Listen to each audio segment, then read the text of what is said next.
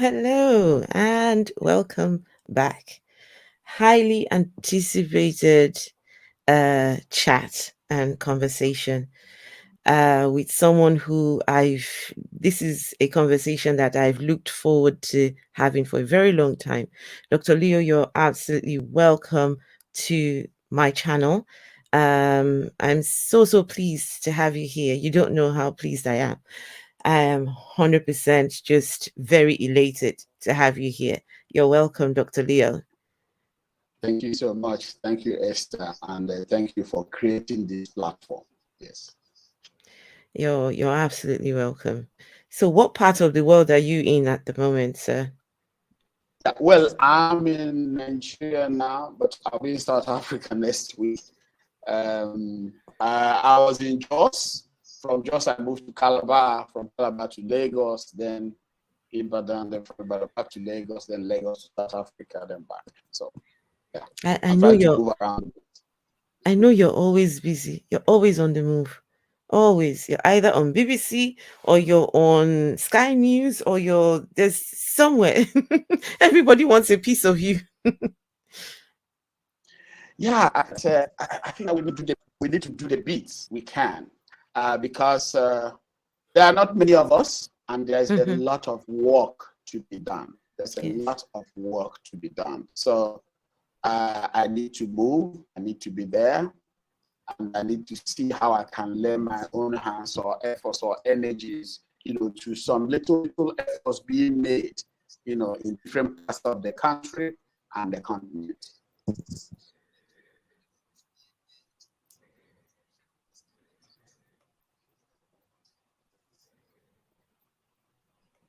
Okay, sir, before we do anything, I want to play a very quick video. This is one of my favorite videos of you. So just hold on one second. Let's see here. Let's do this. Just give me 1 second. So guys, but before I play the video, let me just acknowledge everyone in chat. I say Steve McRae, manager. He's always first. You're amazing. Amazing. He's always first. Beej, hey Beej, good to see you. Beej is always asked. Beej is one person who she appreciates your work. Beej does. She follows you up and knows, what some of the things that you've been getting up to, Beej. And of course, the skeptic, the Caribbean skeptic secularist, that is Phil, who is in the back doing all the work. Then we have Dean. Hey, Dean Kruger. You do know Dean, sir, right? Yes, actually, but I hope to know him physically very soon when I get to South Africa. Okay, nice one. We have Denisha. Hey, Denisha, good to see you. Right, and Steve always beats us here. Absolutely, that's his spot. Number one is his spot.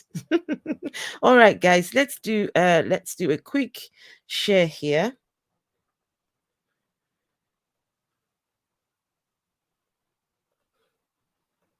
It's a video of Dr. Leo on TED Talk.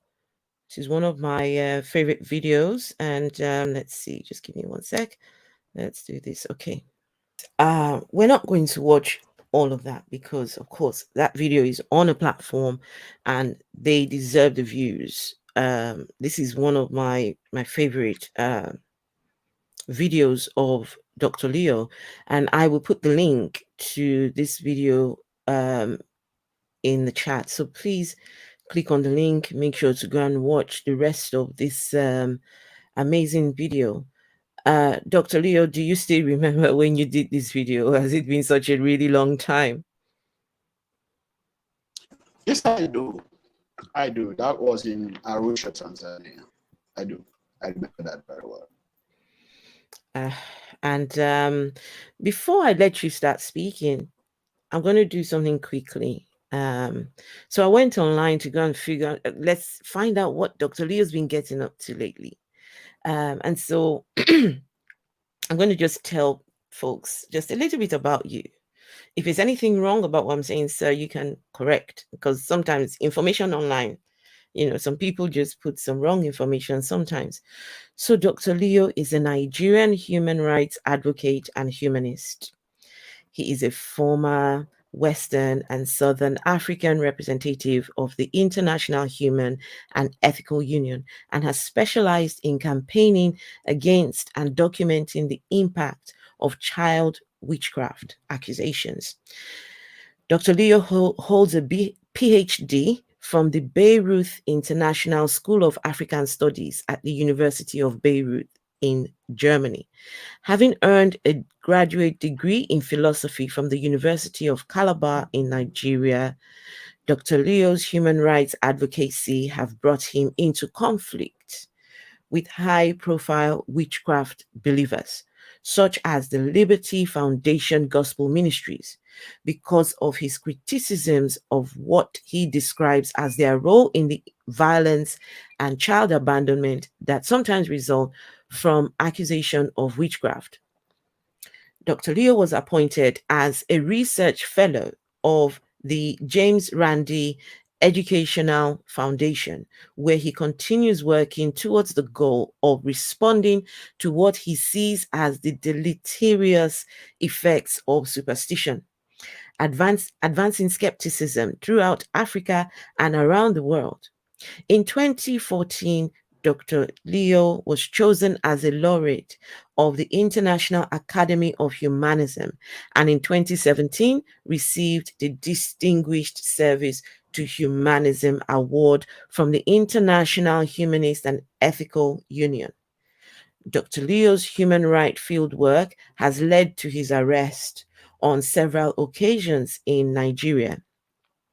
He has held leadership roles in the Nigerian humanist movement, the Atheist Alliance International, and the Center for Inquiry Nigeria. There's a whole lot more on Wikipedia, and if anyone's interested, please feel free to go check it out. I'll put the link to the YouTube video and the what I was reading from just now. Yeah, but Dr. Leo, do you want to tell us a little bit about yourself? Never mind all that I just read.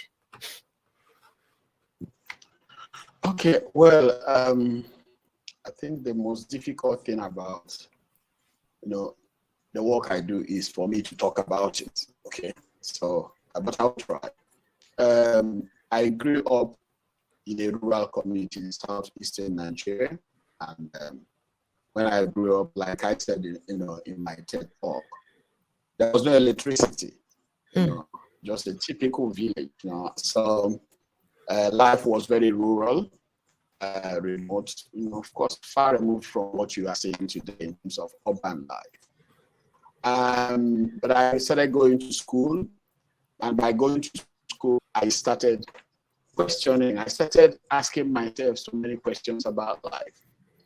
And from there, my mother, was instrumental in my going to the seminary where I was training to be a priest.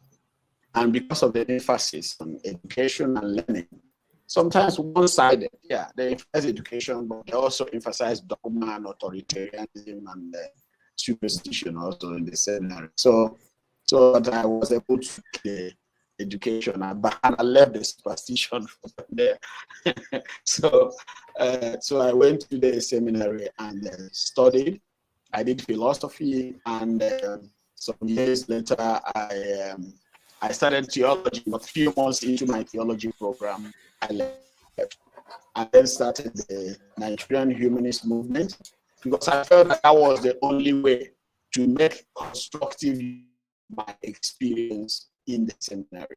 So, and from there, I started also many campaigns. It's all these campaigns that actually brought me in contact with all these organizations you are talking about, because I know I came face to face with the damage religion, superstition, Christianity we are all doing to the society. And I felt that there was a need for a very robust, rational response to the social damage being done by superstitious believers and superstitious beliefs. So that was foundational to my, to my starting national Nigerian Humanist Association.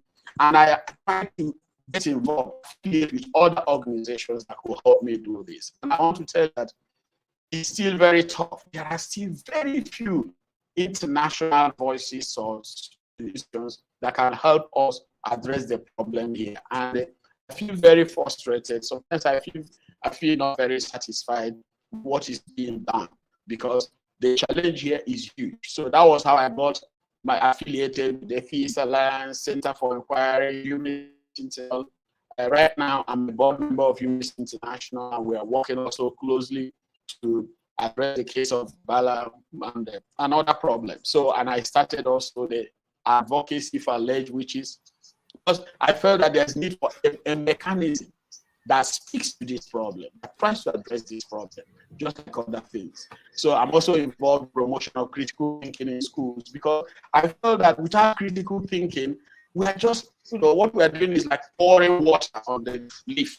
You just pour it, it will come down. And our work might not be sustained in the long run. So I felt that there's a need to start a critical thinking project for our schools, for children. So this is how over the years I've come to where I am at the moment. Wow. It's amazing. Because myself, I grew up in Africa. I live in the UK, but just like you know what it is like to grow up in our part of the world, right? Where everybody is religious. Mom, dad is religious, right? When I was born, Mm-hmm. I was born on Valentine's Day, but I was named Esther, right? Okay. And when I was growing up, I was thinking, why on earth was I named Esther? I didn't like the name. I asked my mom, for goodness sake, why did you give me that name? My mom said, oh, but we are Christians. Our Christianity means more to us than anything else, right? So I named you because you were born sometime around. Oh, can you hear me? Yes, I You can hear me? Okay. Mom said, I named you because you were born sometime around Easter, right? So that's why you have your name. So religion played a huge, huge role in my life. I didn't know a different world apart from God and going to church and all of this. And just carried on until I relocated and then I somehow found my way to the Church of England and noticed a completely different style of worship. Noticed that how are these people Christians? And the people in Africa, they too are Christians. It's impossible. Somebody must have it wrong. Someone is not there's no way that the people in Africa can identify as Christians and these people here identify as Christians too. So I was about to go start seminary school, but unfortunately I didn't make it there. Well, fortunately I didn't make it there, because the more we were studying about the origins of the religion and how the whole thing came about, it turned out that a lot of assumptions were made, right? We will go to the classes and you will hear them say things like, oh, we assume that John of Patmos wrote the book of John. Hello guys, wait, you guys are assuming that John wrote something, so you guys are not sure, so those were the things. And I eventually realized it was all just a pack of made up doctrines. And so here I am today, because like you said, we have work to do. We have work to do.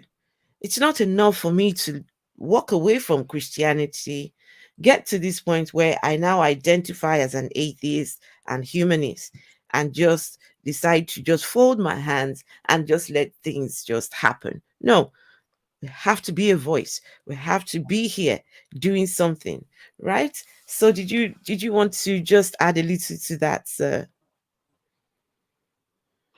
Yes, I think we cannot just remain silent in the face of the enormity of the task, the enormity of the challenges ahead of us, because people are dying, people are being killed, people are losing their lives, people Yes. are suffering needless abuses, atrocities are being perpetrated, impunity is overtaking the social relationship.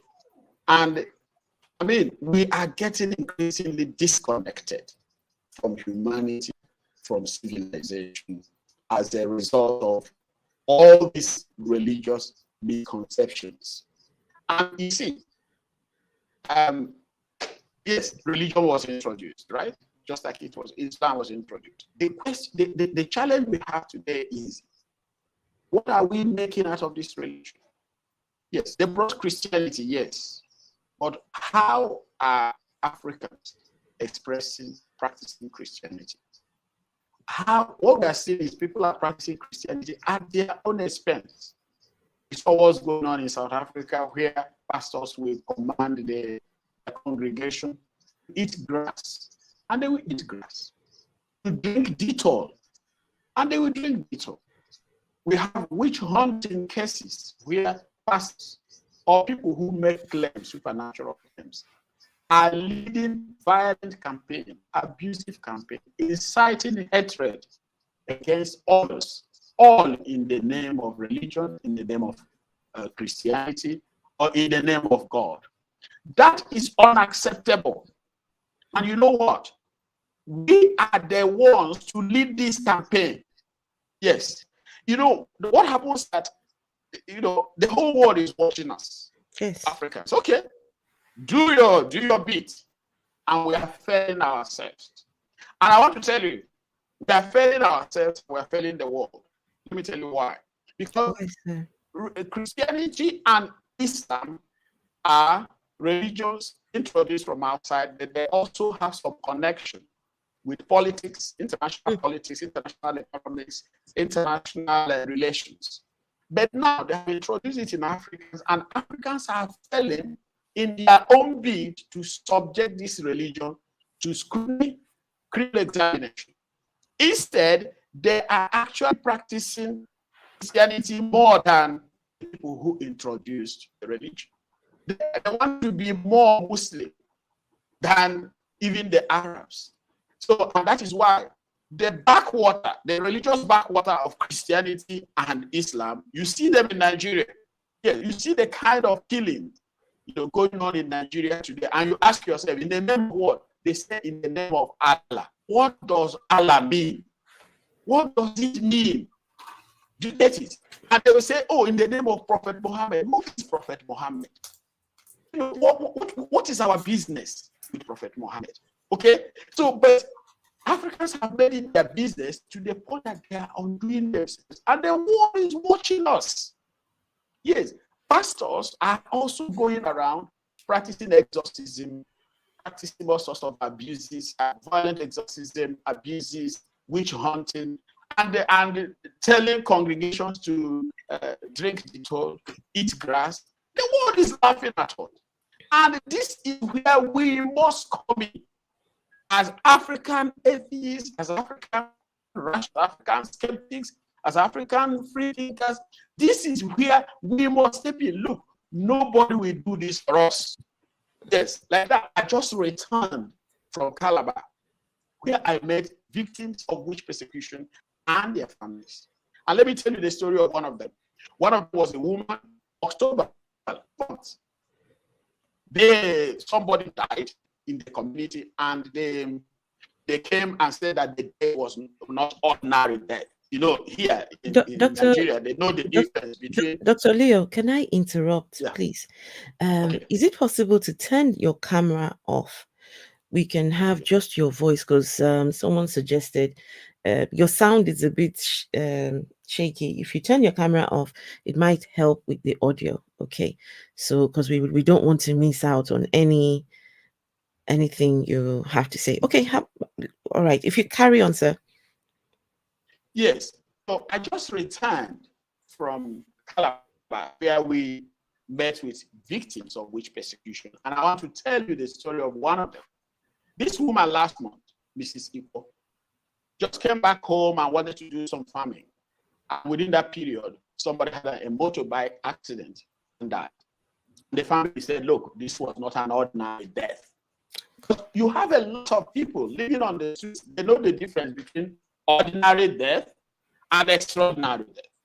And immediately they said that it is that they have to look for somebody who is responsible. So they went to their local shrine, and from there, names were mentioned.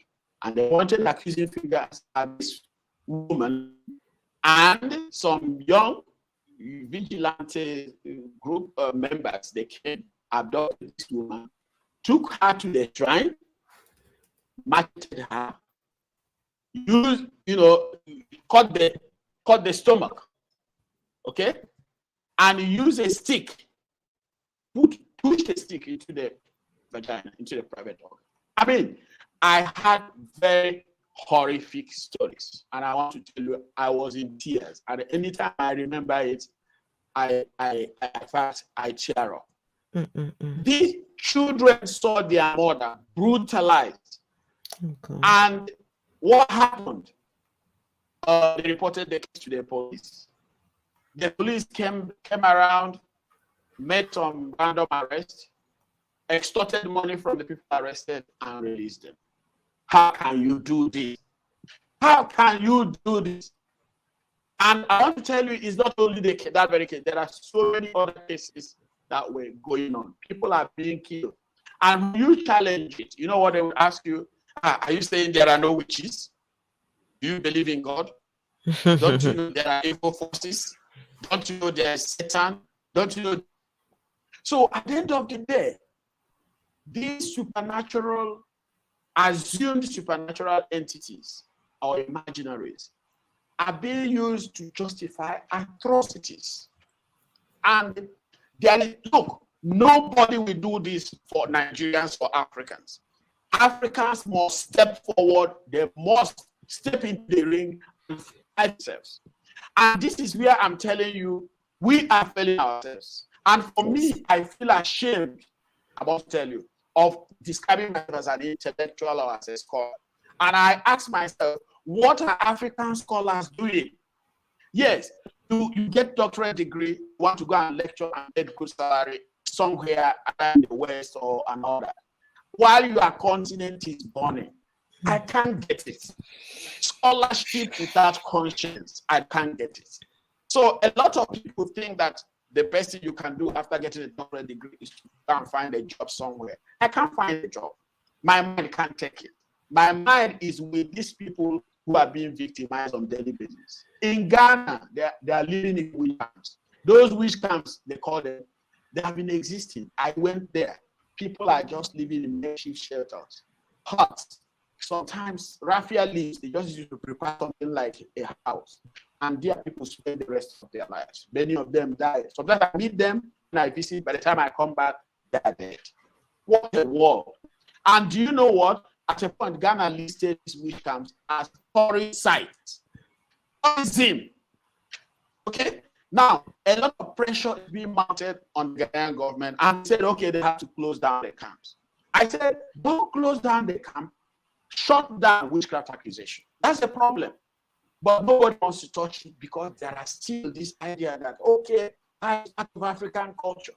And also have this patronizing Europeans and Americans who come and say, but there's a need to respect African tradition. I told them, if you come from Europe and you come to Africa and tell me you want to respect the culture of witchcraft, you are dishonest. For me, let me use that charged word, you are racist. Yes, because if witch persecution is not good for Europe of 300 years ago, why do you think you should come here and say it should be respected? Yes, it's just like somebody coming to Africa and said, let's respect the culture of murdering people. yeah, because it's part of them. No, you shouldn't do that. So we are in a situation, but I don't want to stay here and say, oh, I blame Europeans or I blame Americans. Look, what humanism teaches me is that we have our destiny in our hands, and we are the one primarily to blame for our problems. So I put the blame squarely on Africans. We are failing ourselves, and we need to wake up from our slumber, wake up from dogmatic slumber, superstitious slumber, Christian slumber, Islamic slumber, traditionalist slumber, and all sorts of religious nonsense that has caused us to sleep. Look, in the past few days, I've been engaged in some kind of exchange with some of my colleagues on the platform. Some of them call themselves African philosophers, some they say African intellectuals. And when you make a comment critical of religion, they will say, are you saying there is nothing like witchcraft? Are you saying that truth is exclusively whatever you can experience and whatever you can logically spell out? So they have a way of always making a space for the rational, for the occult, for the baseless, and at the end of the day, trying indirectly to justify what witch hunters are doing. What con artists who call themselves clerics or men of God or women of God, prophets and prophetesses. And, these guys, get into a job without even proper training. You ask yourself, how do you become a prophet? Just need to come out and start talking nonsense along the streets and invoking the name of God. You have become a prophet. People will be listening to you, including educated people. No, there is something wrong. And we need to begin to fix it. We need to begin to create a platform to discuss it and see how we can get ourselves out of this mess. I completely agree with you, Dr. Leo. And when we're talking giving Christianity pushback, some Christians and some Muslims as well would say, oh, but Christianity is not that damaging. Christianity is not so problematic. Christianity preaches love. God loves, or Jesus loves you so much, he gave his life, and that's all good. It is the people that practice Christianity and what they do with the religion that is the problem. And Dr. Leo, he is in the front line. So what's happening now is, because of people's beliefs, they believe in this spiritual world. They believe in this outside world that somehow controls this world here and the evil forces. So what's happening now is, it is the pastors, it is the preachers. They're the ones telling their followers, we think that there is a witch after you. If you have no money today, it's a witch that's caused it. If you're sick, simple ailments like diabetes, it is a witch who's caused that. Just your misfortunes are blamed on witches and evil forces. Now, the pastor now capitalizes on that and then sells you merchandise to rid yourself of these evil spirits. The pastors are the ones now blaming people, telling it's your mother. Mothers have been beaten to death because a pastor pointed an accusing finger that it is your mother that's the cause of your problems. This belief in witchcraft, this belief, children are suffering. Old women are dying in the hands of this religion called Christianity and in the hands of these pastors over in Africa. Their fear of this outside, this reality, or not, it's not even a reality, it's the spiritual world, the supernatural world. And so this is the problem. And that's why Christianity has to get that pushback. Because who gets the right to accuse another of witchcraft? Why are we, and I completely agree with you, Dr. Leo, the problem lies with us. The solution lies with us. Enough of saying, oh, it's the white man's religion. We blame the white man. We blame the Americans. We blame this and we blame, oh, no. we have to do the work. We have to read ourselves. If it is, and that's why I appreciate what you do. You, if you want to tell us, Dr. Leo, a little bit about your organization, what made you start the organization where you're helping people who have been accused of witchcraft by these pastors? Okay. Like I said, we can't be talking and condemning and condemning. We have to do something.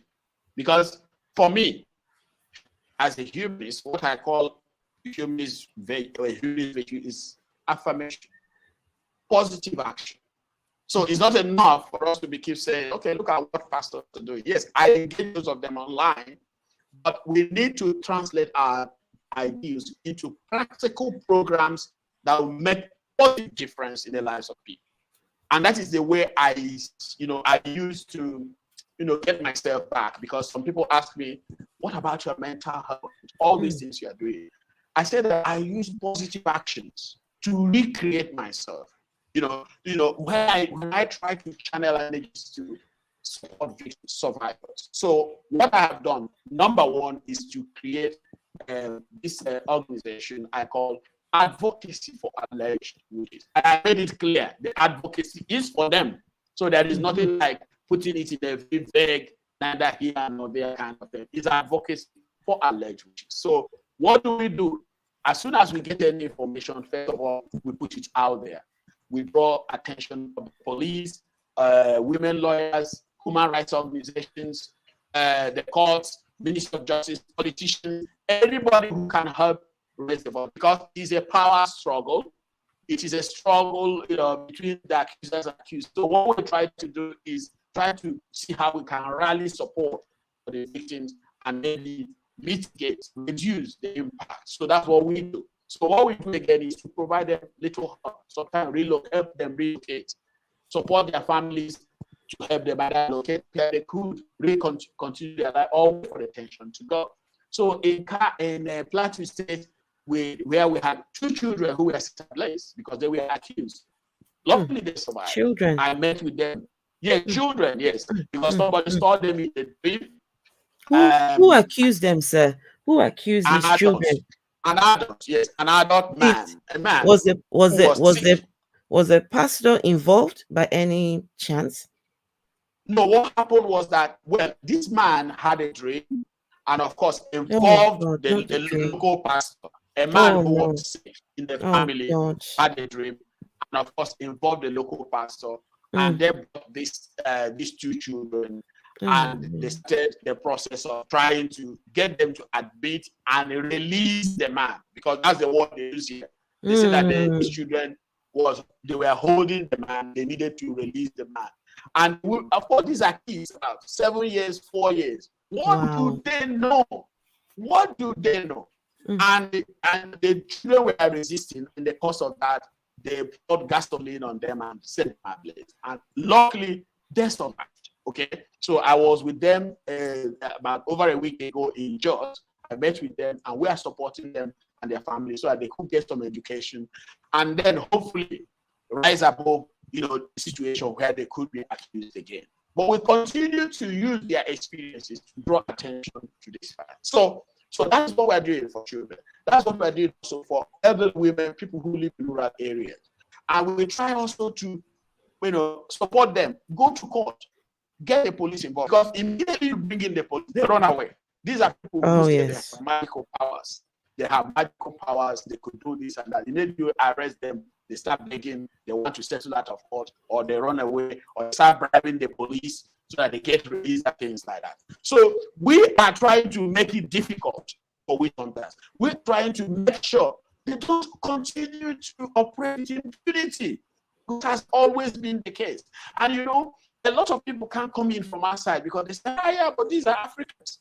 And they will tell us that witchcraft is part of African science. Rubbish. I don't like reading these things. When I see them sometimes by Western anthropologists, they will be romanticizing the idea of witchcraft. No, there is nothing to romanticize about it. So I am tackling it at the scholarly level, trying to take on interpretations of African witchcraft that romanticizes the notion of African witchcraft, or try to tell the world, oh, it functions for Africans. It helps them in stabilizing their community. People who wrote this should be discredited as scholars. Yes. They shouldn't come anywhere close to African Studies Department. But unfortunately, that is the case. So I engage them at that level. I also try to, like now, I'm working with these witches of Scotland that are trying to get what they call witchcraft pardon. These are for those who, who were persecuted, killed about 300 years ago in Scotland. They're trying to get some state pardon, get a monument for them. I'm working with them because the stories of these women who were killed or imprisoned or jailed hundreds of years ago are similar, almost the same thing with the stories of the African women and children who are suffering the same persecution. So I'm trying to connect with them and see how we can use the memorial in Scotland to also tell the stories of these women back here. So I am trying to operate different fronts and different places and form all sorts of alliances to tell these stories nobody has been able to be told, to highlight this suffering nobody has not been highlighted, and to give a voice to these people who have been denied voice, who have been denied a voice over the years, and let me say it, over the centuries. Dr. Leo, I'm going to play just two very quick clips, and we'll come back to the conversation. So let me do this here.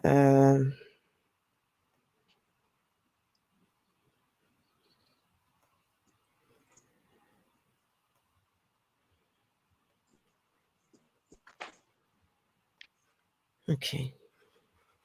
So this is a documentary, what's online, about the alleged witches in Africa. It's a very disturbing video, but I just want to play just a little clip of someone who calls himself a prophet, who is he's in the business of reading children of witchcraft. You're going to hear him speak, and then there's another smaller clip which I would show, and we'll come back to Dr. Leo. Tortured or made outcasts by their own families, all in the name of God. I killed up to 110 people. Hang on, sorry, take that back. Africa's Niger Delta were being denounced by Christian pastors as witches and wizards. This one, he killed the grandmother and he confessed. Many were then murdered, tortured, or made outcasts by their own families, all in the name of God. I killed up to 110 people who was identified to be in winch. The film caused international outrage. A change in the law has led to arrests.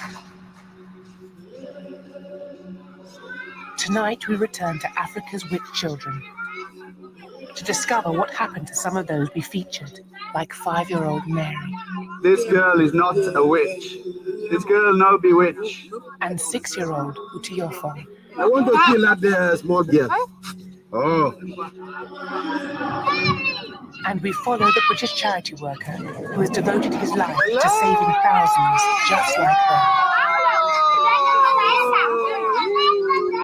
Okay, so that you saw that that guy who said he has killed 100 and something people who have been accused of witchcraft. Okay, let me show just one other clip, and then we'll come back to this conversation.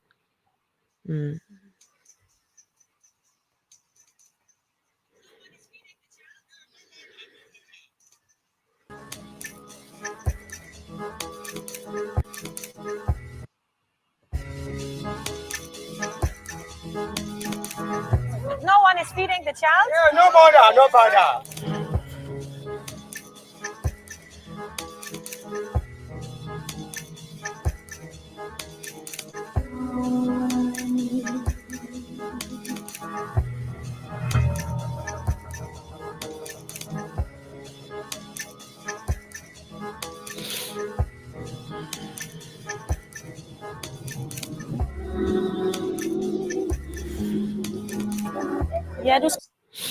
So this little boy who you're seeing has been accused of witchcraft.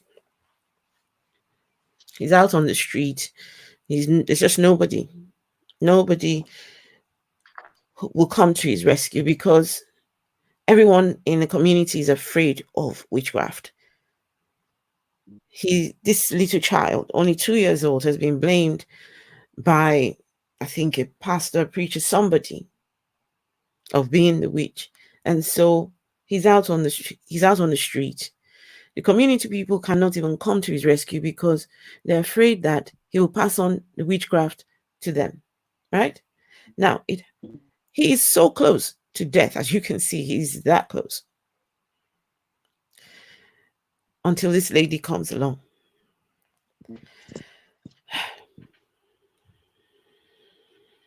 Med mig.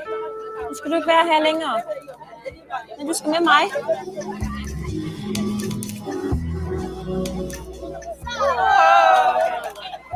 Drengen er blevet beskyldt for at være en heks. Vi ved overhovedet ikke, hvem der har beskyldt ham for at være en heks. Vi ved bare, at han er blevet efterladt af forældrene.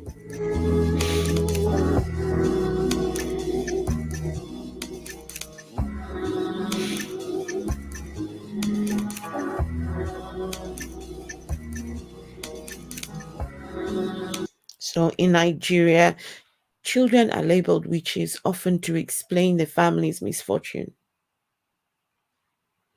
The people go to church, praying to God to help them become rich. And the pastor says, there's someone in your family who is a witch. And usually you would find that it is the vulnerable, the elderly, the youngest. Those are the ones who they point the accusing finger on. These pastors and these people in this religion, this is what they do. If it's not the pastor who's blaming or pointing the finger, it's one person who believes in God. Because reasons, they believe that there has to be somebody who's making us poor. There has to be somebody who's making us this way.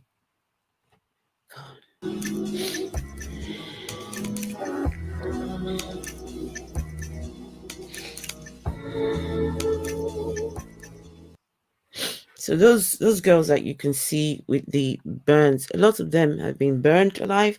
They've been tortured. They've been, in many cases, have been killed. I have videos of people beating up their own mother. Their own mother has been accused by a pastor of being a witch, and they go back home and beat her up. Dr. Leo, did you want to say something about that? Yeah, I think I'm aware of the various actors in the film. I work closely, and I'm still working in some form with Gary Foxcroft and those who were behind the first video. And I visited orphanage. The lady, I think she should be from Denmark or so. Yes. She started, and I met with that child, that very child. You met that boy, Hope. Yes. I saw pictures of him. I saw pictures of him a few years later, and my goodness. Yeah. I met with that boy, and so he's doing well and things like that. You see, let me tell you, there's so many factors. That boy embodies so many factors. Okay, that's right. And there are so many layers. I think I'll just try to tease them out as much as I can. First of all, it shows how much, when it comes to child support system, child welfare system we have, is almost zero. In terms of so that when you give birth to a child, a lot of people give birth to children, they don't have the capacity to train them. I mean, we have the facility where the government could take away children, let's say in the UK or in European countries or in America and all that, if they think that you cannot take care of the child. I think here it's not the case. It's rare because the government will tell you they cannot do it. So they will force you to do it whether you like it or not. In fact, I had rescued a child accused of witchcraft, taking this child to the government, and when I left the government, returned the child to the place where the child was being. Yes, yes. So what I'm trying to say here now, there's so many factors. That's number one. Number two, if you can't take care of your child, people ordinarily treat that with suspicion because they actually don't know the reason, especially when that child looks very sick or malnutrition. So a lot of people might think there might be some ailment which they don't want to get involved or get infected with, or there might be in quote spirit, and this is where the pastors thrive. Pastors now come in to make a sense of what is actually a bad situation, in a government to respond or fulfill their duty and obligation to these children. And the same thing also applies to the elderly, who are also at the other end in terms of accusation, because we don't have old people's home, we don't even have pensionable. Many elderly people are not pensionable. You just growing old is like growing into poverty and helplessness and no care for you. So from these very vulnerable people, young people, without mechanism, social welfare mechanism to take care of the children, and also to the other end of elderly people, mechanism to take care of them, they become vulnerable to all these accusations because family members sometimes get overwhelmed, abandon them, and sometimes witchcraft comes into this crack to fill in this gap in terms of inability of the government to fulfill their duties to these children, to these elderly people, to these vulnerable, and all that. So whatever that can make our the Nigerian African society, rise up to building institutions that can take care of these vulnerable sick children. Sometimes children are born with deformities. They accuse them of witchcraft because they think that they have been cursed. Okay, because the parents don't have the resources to support these children. And the government is not there. The politicians are interested in winning the next election. They don't care. They make empty promises and they go there as business as usual. So that is why these people are just like, they are caught at the other end of negligence and abuse of office. So nobody cares for them. They are kind of forgotten. So in this forgotten part of the world, we see this child there. And that is where pastors go to use witchcraft to make sense of the situation. And that is why we who understand the situation should begin to rise up to speak, to address, the problem, so that the necessary mechanisms will be put in place and put out of job these witch hunting pastors, and also put them where they belong, which is actually in jail. In jail. That's right. That's absolutely right. The other thing, I'm going to change the subject now because the next thing I'm going to talk about is another subject that is very close, dear to my heart, because I'm over here in the UK. I identify as an atheist. I identify as a humanist. And I appreciate the fact that I can be open about my atheism. I've just recently changed the name of my channel from the Afro Humanist to the Afro Atheist, right? Because yes, I can. And it's not anybody can do to me, right? Yeah. But then here we have in Nigeria, where a man is behind bars right now, sentenced to 24 years because of his critique of religion, his critique of Islam, to be precise. Yes. He was not even, he was an open atheist, an open humanist, and chose to critique Islam on Facebook.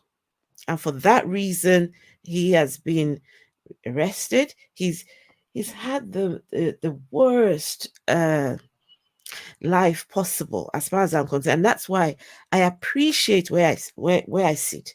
I appreciate this space I'm holding, because some other people, they can't get this. They can't get this, just being able to be open about being an atheist and being a humanist.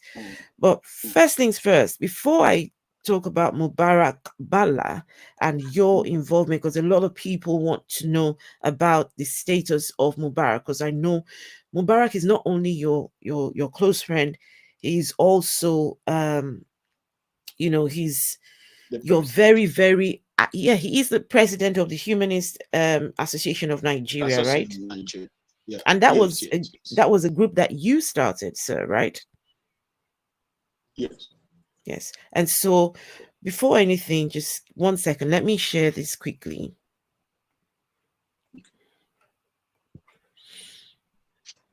So this documentary was released just a few days ago, and it's called The Cost of Being an Atheist in. The Cost of Being an Atheist. For some people, being an atheist, okay, it's just one of those things here. But for some people, it could either cost you your life or a good amount of your life behind bars.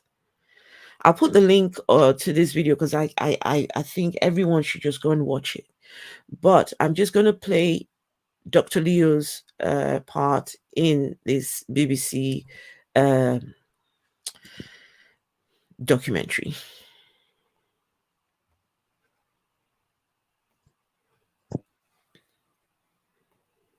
For people to see things based on their own perspective and react in that way. My journey continues in Imo State, southeastern Nigeria, where I'm meeting with Leo Igwe, a friend of Mubarak Bala and founder of the Humanist Association of Nigeria. Leo knows firsthand what it's like to be an atheist in the country. Religion plays a lot of role in the everyday life of Nigerians. If you are the free-thinking type, life becomes a struggle. There is a lot of capital, social capital, in believing in God. In this setting, Mubarak and Leo found in each other kindred spirits.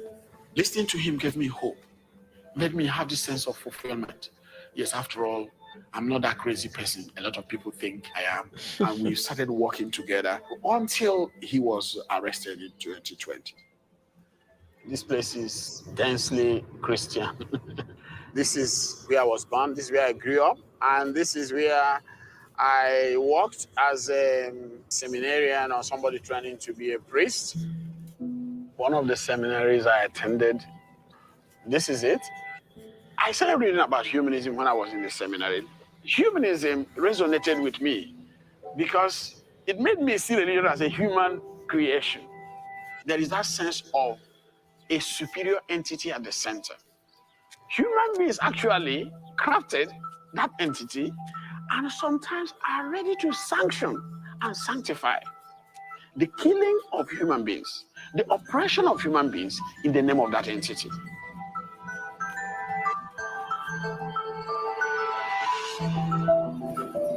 Mubarak's case has increased the strain being felt by atheists across the country. Meetings run by the Humanist Association offer a space where people feel safe to share their stories of oppression and intimidation. The association was founded by Leo in the 90s, but to get it officially recognized was a challenge. It took him about 17 years to hit upon a combination of words that satisfied the authorities. We were submitting names. When I submit the name, corporate affairs will say I should rephrase. So I will do Association of Nigerian Humanists, Humanist Society of Nigeria. I tried all those combinations, with different lawyers. They couldn't register. It was tough, trying to bring people together and also trying to sometimes say who you are.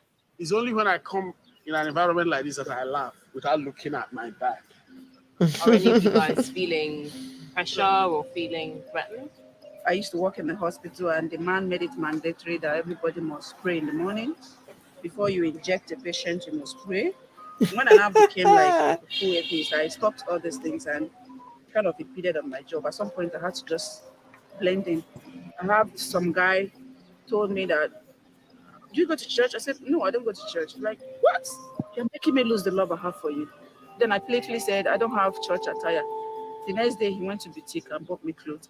Why is it important that you are vocal about, I do not practice any of these beliefs? I always say, you don't have to come out. I am an advocate of that. If you're still dependent on your boss to pay your salary, why do you have to tell your boss, no, I won't pray? But for how long? You understand? And to what extent? meeting with some of the members of the Humanist Association today, it's really sort of driven home how lonely it can be to be an atheist in this country. There's also a certain poignancy to the fact that they chose to hold the meeting here. This is Freedom Park, which used to be an old colonial prison. And there's a sort of irony to that this is one of the few places where when they all gather together, they actually feel free. The fear of not being able to speak your mind freely was really brought home to me when I met with Ibrahim, which is not his real name. In response... Dr. Leo, I appreciate what you do. The job that you do, it is commendable. Did you want to say something about that? Yeah. Yes. The thing is that, well, I'm doing this because I think it has to be done. I'm doing this because I feel no, somebody has to, yes. Growing up, of course, I could have done other things. In fact, a lot of people keep telling me I'm wasting my life, I'm wasting my doctorate degree. But if you ask me, I'm doing the best I think I could have done with my life and my degree. I want to let you know. Okay? Now, let me quickly get down to the main issues. First of all, you can now see and say Africans are religious. Oh, Africans are deeply religious. Oh, Nigeria is the most religious nation on earth. Ask them, is it on surface? Is it informed? Is it, we are religious on what, under what condition? You can see the condition under which Africans are religious. Because if you manifest irreligiosity, non-religiosity, if you say something critical of religion, you can be killed. You lose your job. So the question is that how did we get it wrong? So that is why the world should stop romanticizing about African religiosity. Yes, we should actually unpack it. We should actually begin to address it as a problem, not necessarily a phenomenon, but a problem to be solved because people are dying. So that is one. Now, let me just quickly give an example, update on Mubarak. And the Mubarak is a clear case. He just came out in 2014 and said, look, I'm no longer a Muslim. I'm not convinced of this because that's the problem. We are not given a choice. And he tried to make a choice for himself. And of course, they took him to a mental hospital. And think about it. A mental hospital accepted that. And accepted that he'd be treated, that he'd be, given a medication. And luckily, he was lucky. Now he got across to us and we're able to get information and we're able to help him came out. And of course, it was not enough. They continue to monitor him. They continue to find a way to get him until there. Now he had the post. And since then, we've been fighting. Of course, they convicted him. Right now, we are trying to appeal the case. We are moving to the appeal court to see what we can do to upturn the judgment. So that is a situation where we are. Yes, a situation where people cannot speak their mind freely. And look, let me say this. It's not like they can't speak their minds freely. They can't speak their mind freely when it comes to Islam, especially. Prophet Muhammad, especially. Meanwhile, we have Muslim clerics who are out there preaching and saying whatever they think about non-believers, about gays and homosexuals. I was in a forum in Abuja where a so-called Islamic scholar came at a public hearing on the same-sex, anti-same-sex marriage bill. The man said openly that, look, the gays in this country, homosexuals in this country are few, that they should round them up and kill them. He said this openly, and nobody said anything. But if you say today, the people who believe in Prophet Muhammad are idiots, stupid people, and they are prophets. Oh, my. Look at what happened to Deborah. Look at what happened to Deborah. Look at what happened to Deborah. Look at what I'm saying. Look at what happened to Deborah. So that is why I'm saying something is wrong. And if we, as Nigerians or Africans or Black people, do not begin to address it, the world will keep laughing at us. That's what I tell them. And I tell all African intellectuals, they keep telling me all sorts of things. They say, look, your house is burning. If you like, you can become a professor. Some people tell me that they schooled in Cambridge, they schooled in whatever we call it, Harvard and all that, and you can be schooled there, you can excel there, but your house is burning. Your house has been taken over by jihadists. Your house has been taken over by, religious crazy fanatics around. So what we're saying is that look at what happened to Deborah. She just made a call.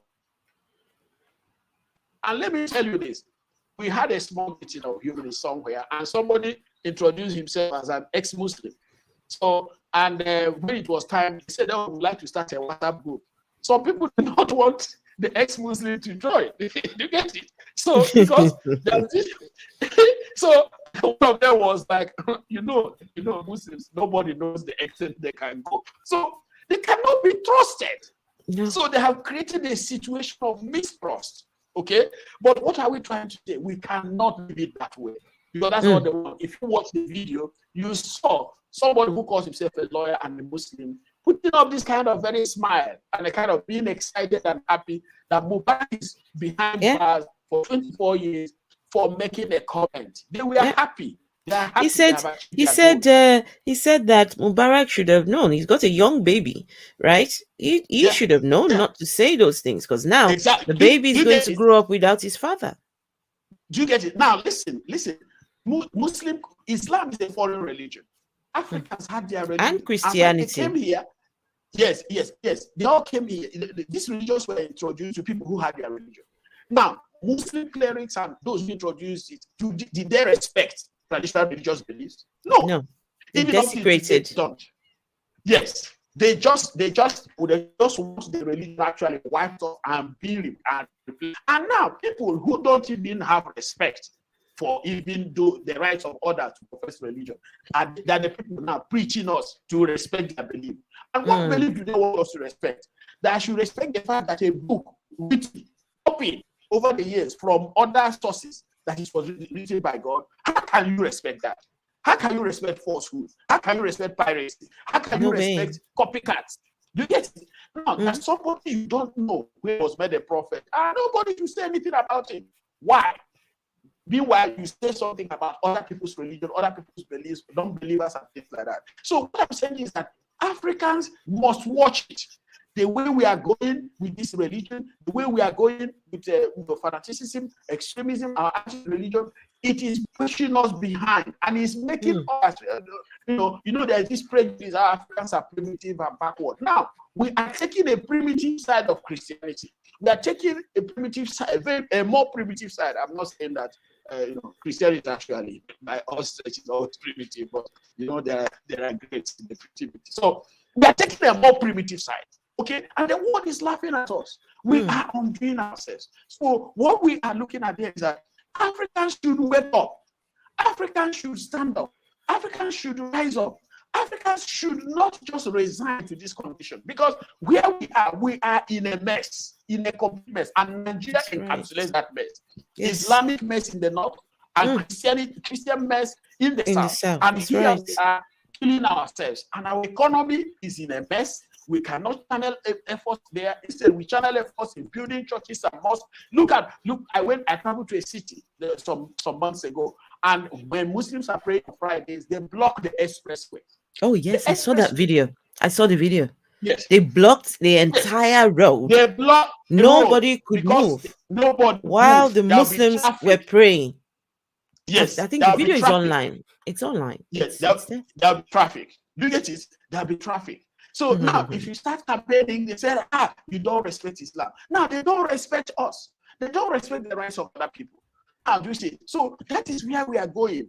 And that is how creepingly, or how Islamization is slowly taking over our space, taking over our culture, taking over our ability to really reason and think for ourselves. So we are not in a very good point. And that's why I said, any African intellectual, whatever you say, wherever you find, if you think that we are in a better situation, think again, and you really need to examine yourself. From what I can see, we are in a very bad situation, and this situation is not such that anybody, any European or American, is going to come to save us. No. Right now, as they say in the Humanist Manifesto, no deity will save us, no white person will save us, no European will save us, no American will save us. Africans, we must save ourselves. Period. Oh, that is Well said. And just before I'm going to bring my friend Phil on, and Phil is going to there's been a few questions in the chat. Phil is going to ask those questions, and I think Phil has a couple of questions for you. But before we do that, let me show the video of these people praying. Here, present. Right. Outrage as Muslims block the major roads in Apapa for prayers. Here we go. So everybody has to stop while the Muslims are praying. Yes.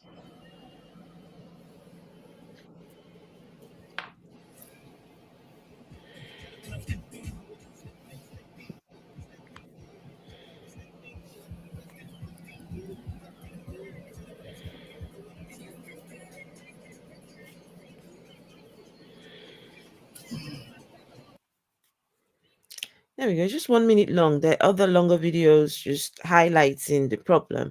And in that scenario, you can't do anything because Yes. it's nothing. You've just got to wait there until they're done with their prayers. So yes. That's exactly where we are going and all that. And it is slowly it comes. First of all, they will occupy the side of the road, the middle of the road, the whole of the road at some point. Mm-hmm. Now they occupy maybe a portion, then from there they take it over completely. So that's exactly where we are. And I want to tell you, it's not a good place. And if you dare speak out against it, they come after you. If you have a job, they threaten you. You can lose your job. In fact, there was a situation in a bank in Nigeria where, when it's time for prayers, the workers will just leave their job. They just stand up and go to mosque. They don't care about the customers. Okay. No way. And when the bank officer, raised the alarm, they threatened to either withdraw their money from the bank or let the person be sacked from the bank. So it is either they have their way, the Islamic way, or none. So that is where we are going. So we are heading slowly towards Afghanistan. And the only thing that can resist us is secular, free-thinking, rationalist people speaking out, having platforms like the one you have, because that is another thing, because we are the platform. If you want to speak on the radio here, they caution you. They can even put off the radio. They put the radio off the air if you say anything. I have been to a television station. Before we went into the studio, they told us, look, don't say anything against any religion and all that. And it's how do you enter a studio with this kind of instruction? I was very lost because I really don't know, because a lot of things I say are critical of religion and all that because of what they do. It's not like criticizing religion for religion's sake. They are doing a lot of harm, and now they want to get away with it. We can't continue that culture. We must continue to create platforms and opportunities to speak our mind, say what we think about Islam, traditional religion, Christianity, and all superstitious beliefs. Either we do it or we regret it. You have been arrested several times, right, sir? Yes. And I remember you challenging Apostle Suleiman during the pandemic. COVID. Yes. Pandemic, yes. You challenged Apostle Suleiman to go and since he has the powers to heal people, you challenged him to to go and cure the COVID patient. COVID patients, yes. And that's it. The statement out of his mouth is that, he's just looking for money. He just right? Am I right in saying that? That was his comeback. Yeah, kind of back, but because I offered 1,000. Oh no, it was you that offered, right? You offered him money. Yes, I offered him money. Yes, he now told me I should take the money that I was poor. That you're poor and hungry. You need the money. Yes, I'm poor and hungry. Yes, good. Yes. Actually, I am poor. I'm poor financially, but he is poor mentally. You get it? Right. Yes. I agree. You get it? So what he's doing, he's displaying mental poverty in quest of more financial, of course, fortune. Okay? Yeah. But I have my little money, poor money. I offered it because I know that mentally he is zero. He's nowhere. Okay. And of course, he displayed it, in that in his response and everything. So he said he's right. I am financially poor, but he is mentally poor, and I'm challenging. I'm rooting for that is to get rid of his mental poverty. With my little money, my poor little $1,000. So that was exactly what was going on, and I wanted a conversation. More importantly, my goal was to generate a conversation. Let people begin to look at these things, because they get away with this kind of reckless, irresponsible claims. Nobody challenges them. I have told them enough is enough, and I mean it. So just for context, the person we're talking about, guys, this pastor over in Nigeria during the pandemic came out and said he got richer during the pandemic, that he bought his third and fourth private jet he said he didn't want the pandemic to be gone. He wants the pandemic to last as long as possible, because he has become richer during the pandemic. But before he said that, he was saying, oh, let me out there. Let me out to the COVID patients. That the only reason why COVID patients are not getting better is because they're not letting us go and preach and lay our hands and cure them. So somebody let us allow us. The government should allow us to go and heal COVID patients. And Dr. Leo, of course, had to throw that challenge in, challenge the man. Okay, I'll give you money if you can prove. And the comeback was, oh, he's only hungry and broke. He doesn't have any money. And he's looking for clouds and all of this and that. Okay, Phil, you want to help us with the questions? And you got a couple of questions. And we try and not keep Dr. Leo here for too long. Yeah. Before you do your questions, I gotta say, Dr. Leo, James Randi did the same thing. Put out said $1 million if you can show miracles happen. Come and prove that you're performing miracles. And there's guys not one $1 million, because they know it's a bunch of garbage. So one of the first questions, I'm going to show it on the screen. The price asks, do people get accused of witchcraft begin to believe that they are witches? Yes, you see, it depends on whom you are speaking to. Like now, children, when they're accused by adults constantly, some of them at some point when you ask them, they say yes. And these are children. And you see, it pains me, it breaks my heart, because we have a particular case where a child said he was initiated, because they really made the child to admit that he was initiated. And they asked the child, okay, who amongst the people join you in your witchcraft activities? And he started mentioning names. And these are how some people met their death. Okay? So children, yes. But adults, like the woman whom I recalled the gruesome way she was killed, she denied, she said she was innocent till the time they killed her. Wow. Okay? And all that. So, and I have also met, in the course of my research in the north of Ghana, I met a young man, whom I was told confessed. So I called him privately, because I like calling them in a very relaxed, comfortable, safe environment. Okay. Yeah. What happened? What happened? And he said, look, that they were beating him terribly. Oh, wow. And he had to admit so that they could stop. Okay? So, the torture. So, yes. So either you choose between admitting, or they torture you to death. So that kind of situation. Okay. So that has been more of what we see in the field. But of course, there are still a lot of African scholars who will tell you, oh, you cannot rule out the fact. People confess. I used to ask them, under what circumstances do you confess? Do you get it? Have you seen somebody very comfortable sitting in a chair, very relaxed, and start confessing? And I told them, even if somebody makes us confession, begin to question the person's mental health situation. Because here we have mental health problems. People ignore, okay? Because we don't have the facilities. Yeah, just it. It's like Dr. Leo, this brings me to the subject of Mubarak Bala. Mubarak admitted guilt. Yes. To the surprise of everyone. Right? Even to me. Even to me. Yes, to me, yes. even But, to you as well, to everyone. He went there, they were expecting him to fight. But Mubarak says, I'm guilty of whatever I'm being accused of. Yes. And then I don't know if he was thinking that he would get a light sentence. No, they gave him an option. I think that they gave him an option. But I used to say everybody, until Mubarak comes out and you ask him directly. But I have spoken to him on phone from the prison. And he told me that that was the only option for him.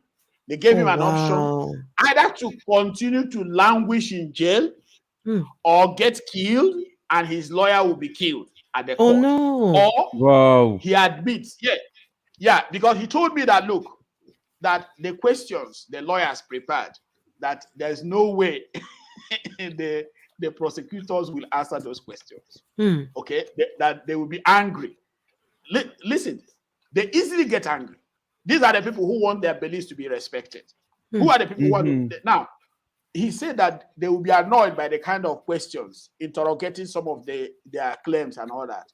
And that if they are annoyed, that either they will attack, they will overrun, invade the court, attack and kill the lawyer, kill the judge, and come and kill him in prison later. Okay? You know, because there's no way they will win if there is a fair trial. That's it. So if there's a fair trial, that's it. So the only way to move his case was to admit guilt so that the case could now go into appeal and go to Supreme Court. So you can imagine, and that's the same thing with the alleged witches. When they're being tortured, you either admit or they torture you to death. Okay? So in the case of Mubarak, is either he admitted that he was guilty, or he will languish in jail, because they have been postponing his case since 2020. 2 years. 2 years. Okay? And they have made it clear to him, either he admits or that he will continue that way, or they will attack and kill them if he wins, that he cannot win the case. Period. So that is it. And that should be a great sign. It's a signal to everybody of what is going on, not just in Nigeria, or what is to come with the growing spread of Islamism and Islamic religion. And that is why we must continue to strategize and make sure we don't allow these jihadists to overrun our country and our region.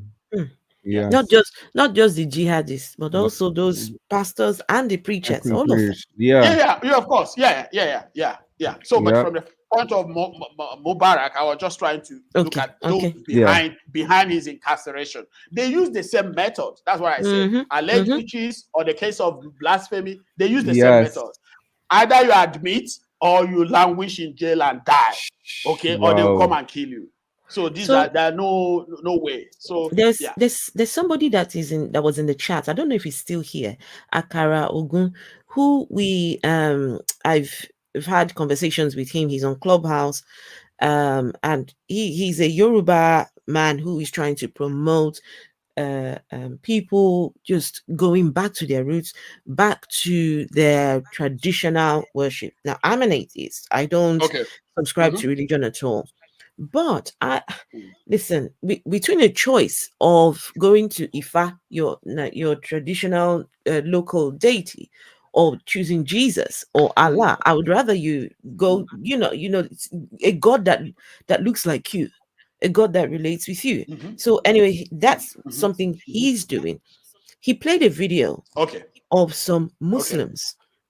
Some Muslims were having a conversation, and the Muslims said that they're happy to be Muslim, and that they're happy to identify with the 1.something billion Muslims all over the world, and that given a choice to choose between their own person, so someone from the same town as them, or a Muslim from Saudi Arabia, they will choose a Muslim from Saudi Arabia than someone who is not Muslim from their own place. He said he is proud to identify with all the Muslims all over the world, and is ready to cast that one who comes from the same place as himself, who is not a Muslim. He's ready to cast you out him and some other people were talking in this conversation, and everybody was agreeing because they were all a group of Muslims, right? Yes. They were saying that the faith means more to them than their mother, their father, their country, that Allah means more to them than that. So if you who come from the same place as these people don't identify with the religion, you're in serious trouble. And so this gentleman, I'll bring him on the channel one of these days, because he's trying to highlight that, look, we have a problem. Yoruba people, we have a problem. Hausa people, we have a look. These people would rather their religion means more to them than you. You mean nothing to these people. So anyway, never mind. I had to bring that up. I'm sure he's in the chat still. Let me just quickly chip in there. First of all, they say religion preaches peace. What you're saying here now, is it a sign of peace? Do you get what I'm saying? Good. So I used to tell them when they said this, I said, you're just holding one end of the stick. You know, when you say it preaches peace and all that. So there's another end where they don't want to say it. Division, hatred, intolerance. Yes, these are sentiments that we have in religion. That's one. Number two, going back to traditional worship. I had an interview with also an African American who talked about that. I told them that, look, whether the God looks like me or doesn't look like me, it doesn't exist. I'm not interested in what the God looks like. Yeah. Okay, you get what I'm saying? Yes. So whether it's African witchcraft or European witchcraft or Asian witchcraft, it is superstition. Okay, good. That's right. So where I put the European witchcraft, that's where I put African witchcraft. That's exactly what my campaign is all about. Okay, because anthropologists will put European witchcraft in a different category and say, oh, African witchcraft is science and blah blah blah blah blah blah. That's nonsense. Okay, so that's why I said, so if people want to go back to traditional worship, for me, they will still be going back to traditional superstition. And again, there's a difference between being culturally African, okay? Yes, identify with African culture, which is often demonized and conflated as fetish and all that. And again, going back to the African gods, whether it's African god, European god, they're still the same god, they're all imaginary. Okay, so you can be proud of your own culture without necessarily going back to worshiping the deities, which are as non-existent as other deities. So for me, this is where I raise that issue. Yes. Yeah. Thank you. Well said. They're all imaginary. They're all imaginary. Whether they look like you, whether they're borrowed from other places. All gods are imaginary. Yes, right. Did we have another question, Phil? Yeah. There's one that I was going to ask to Dr. Leo. Have you heard of the case in Ghana with I'm a governor? I'm a governor. Have you heard of that lady? No. It's not a very popular. It's not very popular story. She's a vlogger who is LGBTQ plus. She has completed all of her law exams successfully, and they refused to appoint her to the bar. Yeah, because one, I think it was a government minister said, "Oh, this is not the Ghanaian society where blah blah blah blah. She's LGBTQ, and there's not a Ghanaian society there, and she's promoting this, which is immoral." Blah, blah. So right now they have refused to appoint her to the bar, despite her having done well in all the law exams, which is a serious human rights issue. But a lot of people have been speaking out and trying to get her signing petitions and so on. Can right? we please put the petition?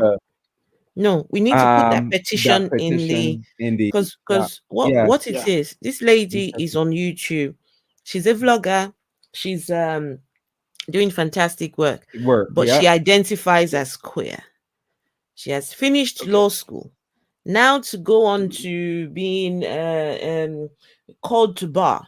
And some people wrote to the people there that look, she identifies as LGBT, and for that reason, she's not allowed to be called to bar. And so a petition has been put out. I've signed the petition because this young, beautiful lady is being denied of, she's trained. She's got everything it takes. But because of what she does with her private parts now, now she can't be called to bar. So there's a petition. Phil, you think you can put it? I already you put it already? Okay. Yes. 2 minutes. But you said right, because I heard you talk about even that thing with the LGBTQ, how they treat them, and so on, and that happens here in the Caribbean too. That sort of stuff happens in the Caribbean because we are descendants of Africans, and same way they're influenced, same Christianity influence, and so on, and the Christians here love to same as in Africa, love to put down anybody else who doesn't follow their religion. Exactly. So so I was going to ask you if you knew anything about the Caribbean situation, influence of Christianity in the Caribbean. I mean, descendants of Africans for the most part. Actually, I know very little about the Caribbean. Very little. Okay. And but I am aware that there's always this idea of association of Africans, some people of African descent, with religion, and of course with Christianity. And I still think that there's a need for us to, how do you say it, break this up, begin to unpack this stereotype, because I don't think it's the case. Okay, I think it's exaggerated. And of course, I think there are other factors like what we said about the cost of living religion. Okay. And we have to begin to explore ways to reduce the cost to the barest minimum, so that you can easily walk away. You can easily walk away. Okay. So what happens is that there's a need for us to, beyond this stereotype, begin to ask ourselves, how did we get here? Like now, I'm in a family where people try to be religious, but we know they are not. We know ourselves. In my family, I know that, most of my family members, they don't take religion serious. They just see it as a survival. What you can use to gain votes, win election, get a job, and something like that. Not something based on any kind of conviction. So we have to begin to ask ourselves, how did we get to the point that our economic, social, political structures and possibilities have been hijacked by religion? So that you can't come out to, actually win politically, grow economically or socially without, in God we trust, in Jesus and blah, blah, without some religious babbling and religious garnishing. Garbage, okay? Yes, exactly. So there's a need for us to begin to do that. So, but I think, like you said, what happens in the region of Africa may also be happening in the Caribbean, but it is left for we on ground, we who come up from these cultures, to begin the process of unpacking, situating, putting in context this kind of religious pretensions, because that's what I call it. It's not really religion, it's religious pretension, okay? Which people try to put up. Look, in Nigeria, crooks are priests, are politicians. Mm-hmm. And what they do and are ready to do, including murdering, assassinating their rivals and in the offices, in the and all that. I can't do it. I will cringe. I will shake before even I think about what they do. But when they do it, they said, all power belongs to God. Whatever we get is from God. They have a way of, bringing God into it, and everybody will go to sleep. You don't get what I'm saying? So there's a need for us who are on ground, who are from these cultures, and who understand these cultures better than an outsider, to begin to put together efforts, initiatives, campaign, programs to really, highlight African culture, Caribbean culture, Black culture in its diversity. And that's that thing they say about diversity is a spice of life. There is a spice of the African culture that we have been missing, because we have refused to highlight it in this diversity. And that is why I keep doing what I do, because I want to tell the world to understand Africans are not notoriously religious. That is on the surface. We have rational people, we have free-thinking people, we have secular people, religious, and anti-God and anti-this thing. But there's a need for us, to begin to present ourselves that way and stop giving credit to people who explain Africans as deeply religious. Because when you go out there, the literature, they will say, Africans are deeply religious. Black people are deeply religious. So, Dr. Lee, are you saying we should stop saying that? Because I do say that all the time, that Black people, Africa is highly religious, deeply religious. Are you saying we should stop promoting that idea? No. I'm not saying that. I'm saying that we should begin to explain it better. We should begin to situate. Like now, if I tell you that in northern Nigeria, they are deeply Muslim, I will tell you they are deeply Muslim because if you come out against Islam, they will kill you. Right. Yes.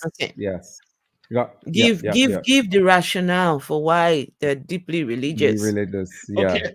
Do you get it? So good. So that people begin to understand the other aspects. Okay, if you come out, because my family member once told me, he said, look, Leo, with your idea of life, you can't win an election. So a lot of people are religious because they want to win an election. Yes, here too. Do you get it? Here too. Do you get it? Good. Do you get what I'm saying? So what kind of religion is that? Look at the case of Donald Trump and Christianity in the Trump. US. Right? I mean, look at that. Look at that. It became it was a real Trumpism. You get it? So what can help him succeed? Is he being Christian? He's Christian. Is he going to prayer? He goes to pray. Even though as he's praying, he doesn't believe in the prayer and all that. So this is exactly where we are. And I tell them, we can no longer get away. Like now, here, the statistics here is that they are frustrating or hampering realistic census, so that people don't come to indicate. We want to do a census next year. They omitted the religious question. They omitted the religious question. They're not going to ask it. Okay? No. Why are they? Yes. I can send you the link. No, that's not good. Yes. That's not good. That's not good. Oh no. Yes. I'll send you the link. I'll send you the link. They have omitted the religious question in our census for next year. Then you ask yourself, what are they afraid of? Okay, Yes. Yeah. Oh yeah. But they're behaving like and how they especially they want afraid of. They still want the world to continue to say, they continue to give this impression that religion is still over the whole place. But it's not true. Yeah, but it's not true. It's not true. So this is exactly what we just need to do to continue to correct and find a way to rectify some of this misrepresentation. Yes, definitely. Someone said, Beach again said, Pentecostal Friends Church, Canada, pulled their missionaries from Nigeria. Said Nigerians misunderstood witchcraft, yet she believes in witches. She blamed, quote unquote, the culture. Mm-hmm. Yeah, the thing is that I don't know. That sounds like okay. I kill human beings, but I blame the culture for the killing. You know, you believe in witches, and you blame. Do you get it? So you know, let me tell you, I have a problem with a lot of people from Nigeria and Africa when I have this discussion, because they will tell you, "Oh, I don't believe in witches, but I recognize witchcraft as reality." I say, you are talking nonsense. What? You're talking nonsense. Yeah. I have been to a conference. A high court judge told the people who are there, he said, look, I don't believe that children can be witches, because UNICEF organized the UNICEF organized the event. Yeah, so he spoke to satisfy the UNICEF. I don't believe that children can be witches, but I know that there are witches and wizards. That's rubbish. What? That's rubbish. Oh rubbish. Rubbish. Look at it. So some days ago, I was a police officer in a state, and we were addressing the problem. He said, look, that for him, killing witches is not, he didn't support it, but that he would like the state to criminalize witchcraft and all that. He was talking nonsense. Nonsense. How are we going to? How are we going to a test police officer? Witchcraft? How are we going to test who is the witch and who is not the witch? But they're going back to the dark. How? So that's the problem. So we are yeah. Do you get it? So he's a police officer, and he knows that in Nigeria the law is against witchcraft accusation. He said no, they should actually make it possible so that they could, criminalize witchcraft. Wow. Oh gosh. What's happening? I think the band there. Well, so that's exactly what we have. We have this kind of situation, where we, a lot of people who's supposed to know better, who's supposed to lead, continue to speak from both sides of their mouth. Yes. Okay? Yes. Yeah. And that's what I have. That's the problem I have with African intellectuals. One of them was telling me yesterday that he encountered Jesus, Mary, and an angel in Nigeria. I said, what? And this guy, I'm telling you, is a professor of philosophy in a college in the US. Oh gosh. And he said, go ahead.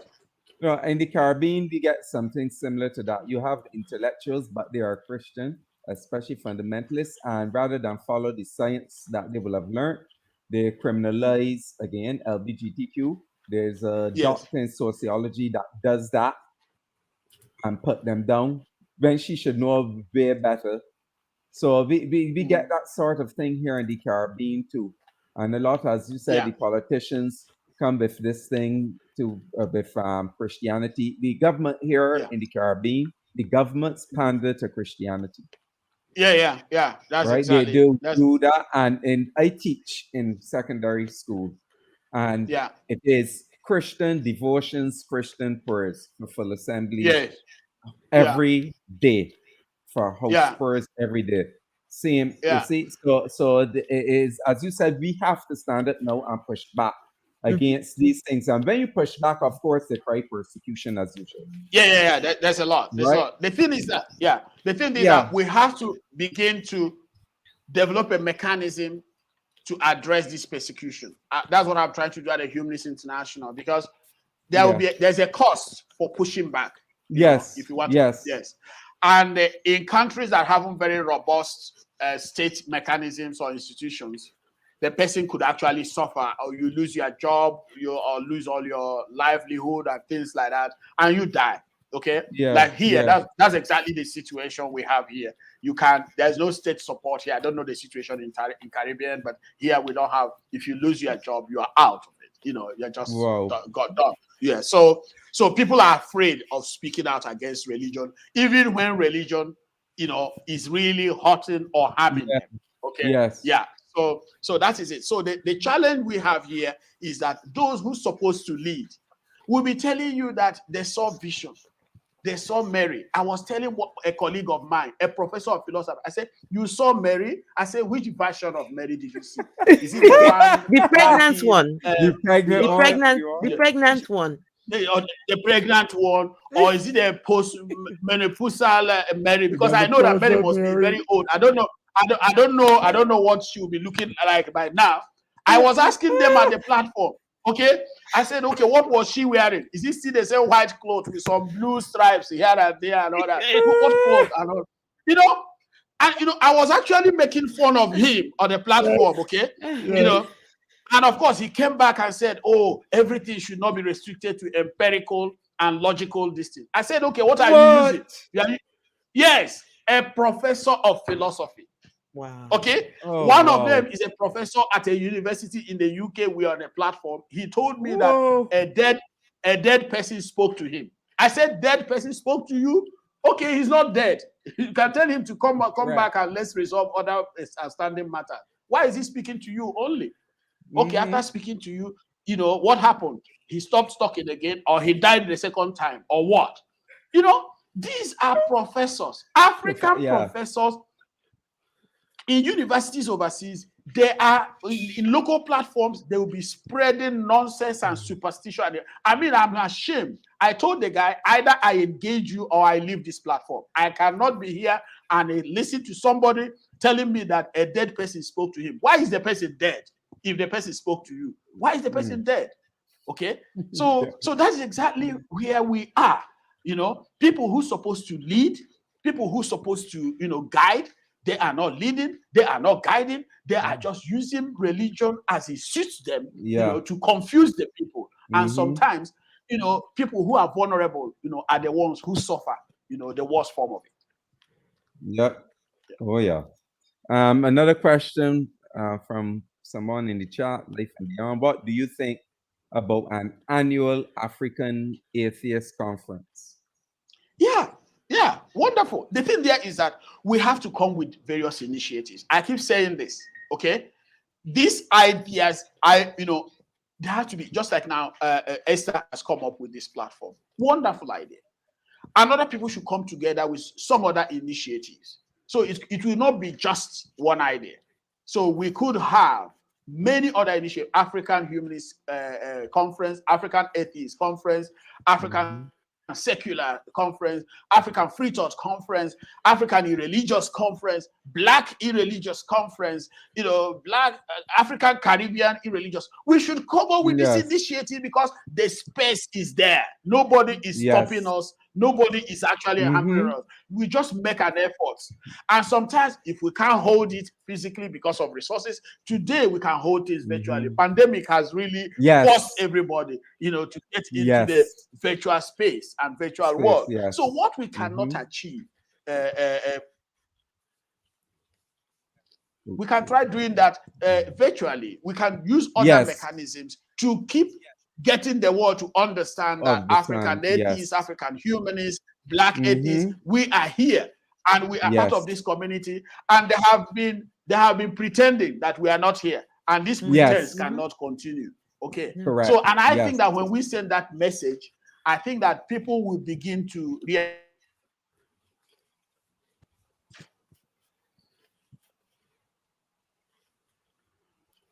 Let's give it a few seconds. The internet is a bit at the moment. But Guys, it's going not to worry. The Nigerian you would think that the God in Nigeria would at least try and help the internet, huh? Either Yahweh or Allah, because it's one of the two. So one of them could have at least boosted your internet. Exactly. Exactly. Exactly. They've gone to sleep, or they are on the toilet. Exactly. On the toilet. Exactly. Or voyeuring. Or exactly. voyeuring. Right. Dr. Leo, just before the last question, there's something you said there about bringing the Caribbean, the Black community, the African community, having a conference, a virtual conference. And right now, Barbados is trying to make connections with the African continent. the Yeah, Rwanda, I think we just opened a consulate or some mission to Rwanda. The Rwandan president was here. The Ghanaian president came here. But we know they are highly religious, Barbara. Yeah, I And know. the thing is very highly religious too. So I think, we need to, now this is the time to really, so I'm saying, look, we are here. We who don't believe are here. Yeah. You know, because now you get a lot of import, which already started in Nigerian, as I covered this Nigerian pastor from the UK who say he has a word for Barbados. Let me break it down to for Dr. Leo. Dr. Leo, so Phil sent me this video.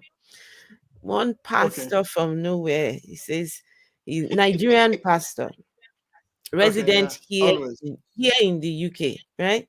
Okay. He was trying to play. He was a potential footballer.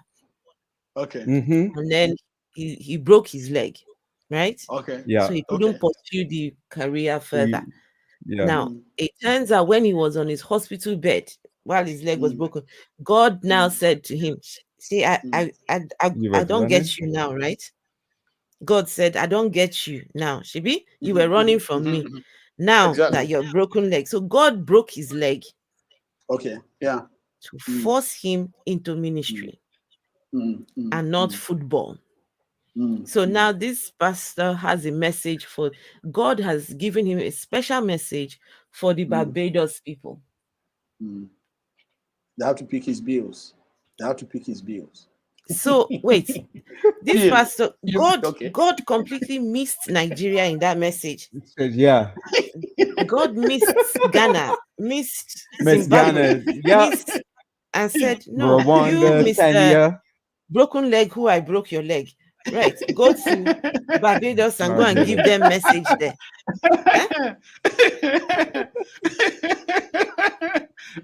No. I'm sure you are interpreting. Esther, you are a very good interpreter, and I'm sure that you will make a good spokesperson for this pastor. I'm telling you. Okay? You know. This is what has been going on. I want to let you know that's what has been going on all this while.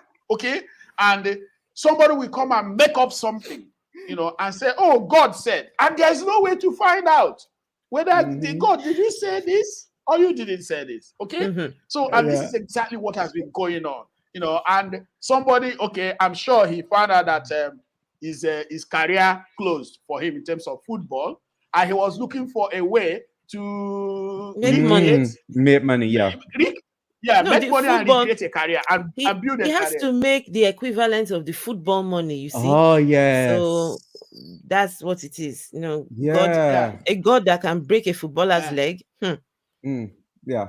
Oh, yes. Exactly. Do we have any more questions? That's the last question. Yeah. Okay. Somebody said, Akara said, I would like to donate to the program. Do you have any link for donation? Okay, and the link for donation is scrolling through. No, I think he means I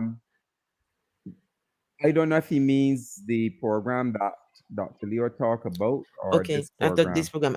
Never mind. Now, Akara Ogun, that's the person I was talking about.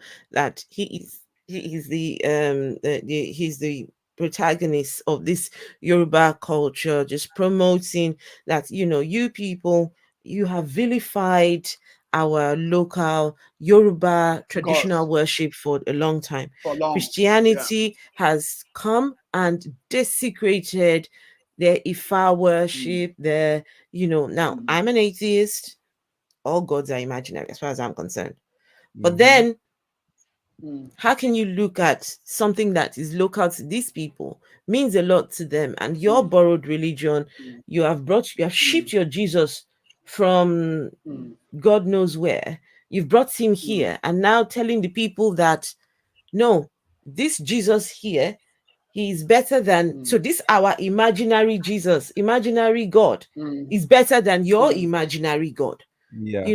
So just I get it. I get where they're coming from with the initiative, you know.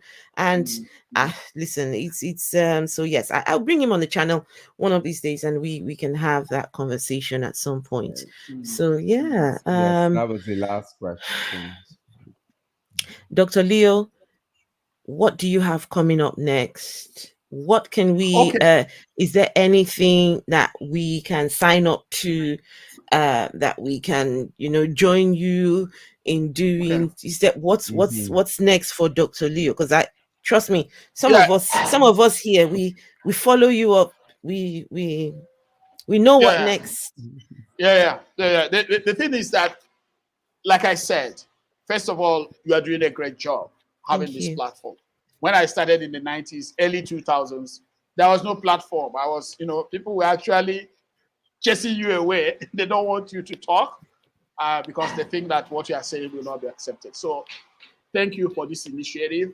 And I think that, you know, we will have opportunity in future to discuss updates and the progress we have made in terms of some of our campaigns. So very important is that we need to pursue the idea of highlighting witchcraft persecutions and the intersection with Christianity and sometimes Islam, with this.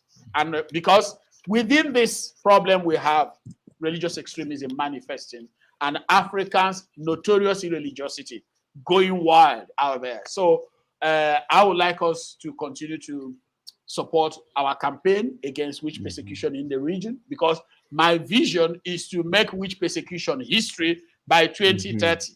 Yes, and 2030 is here. Yes, of course. I set that date so that we can begin to measure our efforts in terms of what we're doing. And I hope that we can make a very appreciable progress by then. Another thing there is that our education system is in a mess. I'm so disappointed by the situation of education in Nigeria and by extension Africa. I'm disappointed in my colleagues who are scholars, because very often when people get doctorates, they start looking for a job that pays.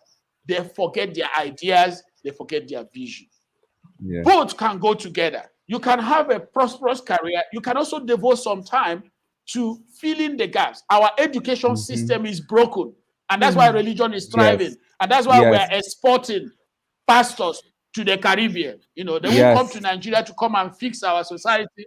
They want to go to the Caribbean and fix their own society and all that. So the time has come for us to begin to tell them that it might be God might be misinforming them or using the Google map, a wrong Google map, to direct them where they're supposed to go. That they should actually check their map very well. It is pointing towards Nigeria, because here our educational system is broken. It's broken, I must tell you. So I am working very hard to start what I call the critical thinking project.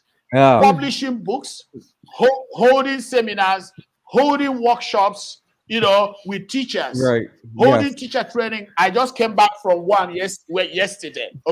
With public schools, with private schools. So what we need are resources that will enable us to sustain this program till the point the world understands that they will gain more from a critical thinking Africa, you know, than or more from it than a religious thinking Christian Islam thinking Africa. So these are two major campaigns I have now, and next year I hope to begin some kind of a small tour of African countries, Ghana, Malawi.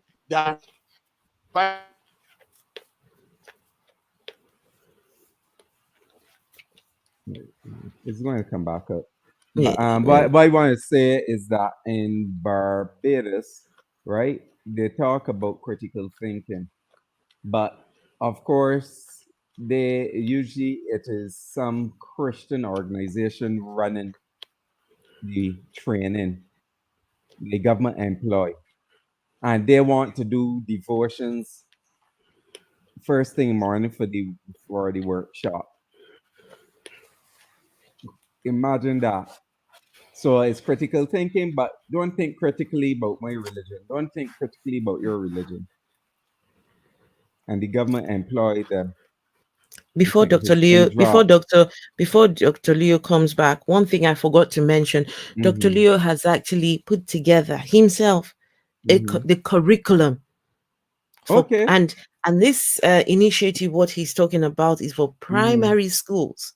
Oh, this critical thinking, the curriculum he put together, and he has started it already, where they're presenting it in primary schools. Right. So I think is Dr. Leo back? Yeah, he's back.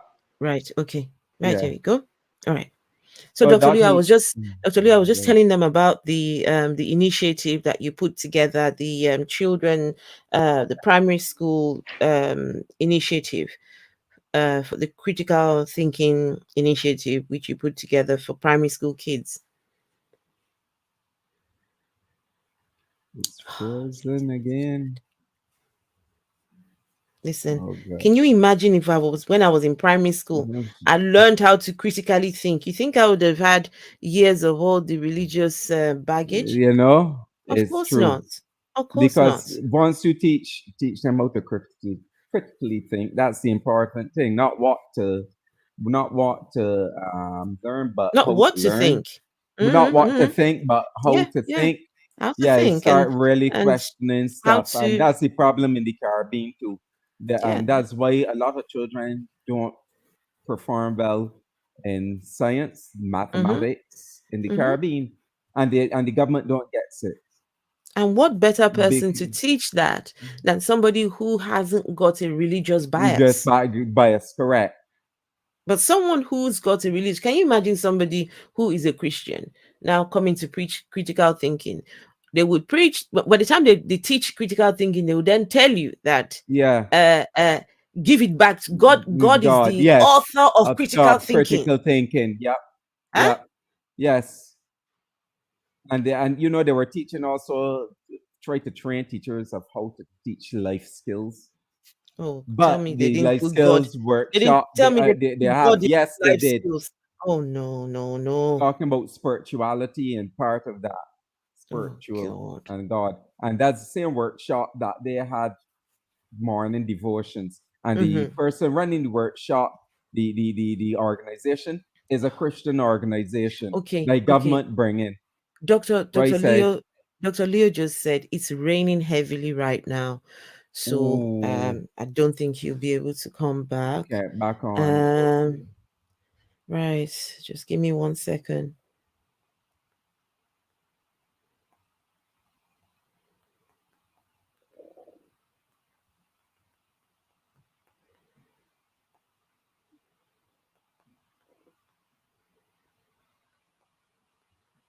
Okay. Well, guys, that's us done. That was a fantastic conversation, and I think this has helped me as well to focus on what I'm doing here, right? This is not about just coming to look nice in front of you all, right? Look all gorgeous, and but yes, it helps. Yeah, it helps, but there's work to be done. There's work to be done, right? You leave religion behind. Everyone is still religious around you. So what do you then do? They're not thinking critically. These people, they look, I'm very lucky, and I appreciate that. If I was living in Nigeria right now, I wouldn't be seated here. I would not be the Afro atheist. I would not be sitting here with you all, because I would not be confident to speak. I would not be able to tell people boldly that, look, your God is imaginary. Imagine me saying that. Next thing you know, they probably just grab a hold of me and take me to one pastor for deliverance. One pastor would be laying his hands and his legs and laying everything on me to rid me of all the demonic spirits in me. So there's work to be done. And Phil, you over there in the Caribbean, I mean, there's work to be done too, because the Caribbean is a Christian nation. A Christian nation, or African descendant. based on the same Christianity that push itself on our ancestors and bring it over here too, because it came with the ancestors, African ancestors. Right. So and we still hold on to it really tightly, like how Africans do. And also this issue, I really am going to start doing more and more streams on this witchcraft business. I don't know if you all know that I've been accused of witchcraft myself. My ex-husband's father had a dream about me in his I went through a really hard time when I was married. My ex-husband's father had a dream. In his dream, I brought him oranges, right? I gave him oranges, said whatever, I don't know. He woke up the next morning and accused me of witchcraft. Because according to the beliefs, anybody who offers you anything sweet in the dream is either trying to initiate you or is trying to kill you. Yes. So when he woke up the next morning, my own home, it was my home. Him and his wife were visiting in my own home.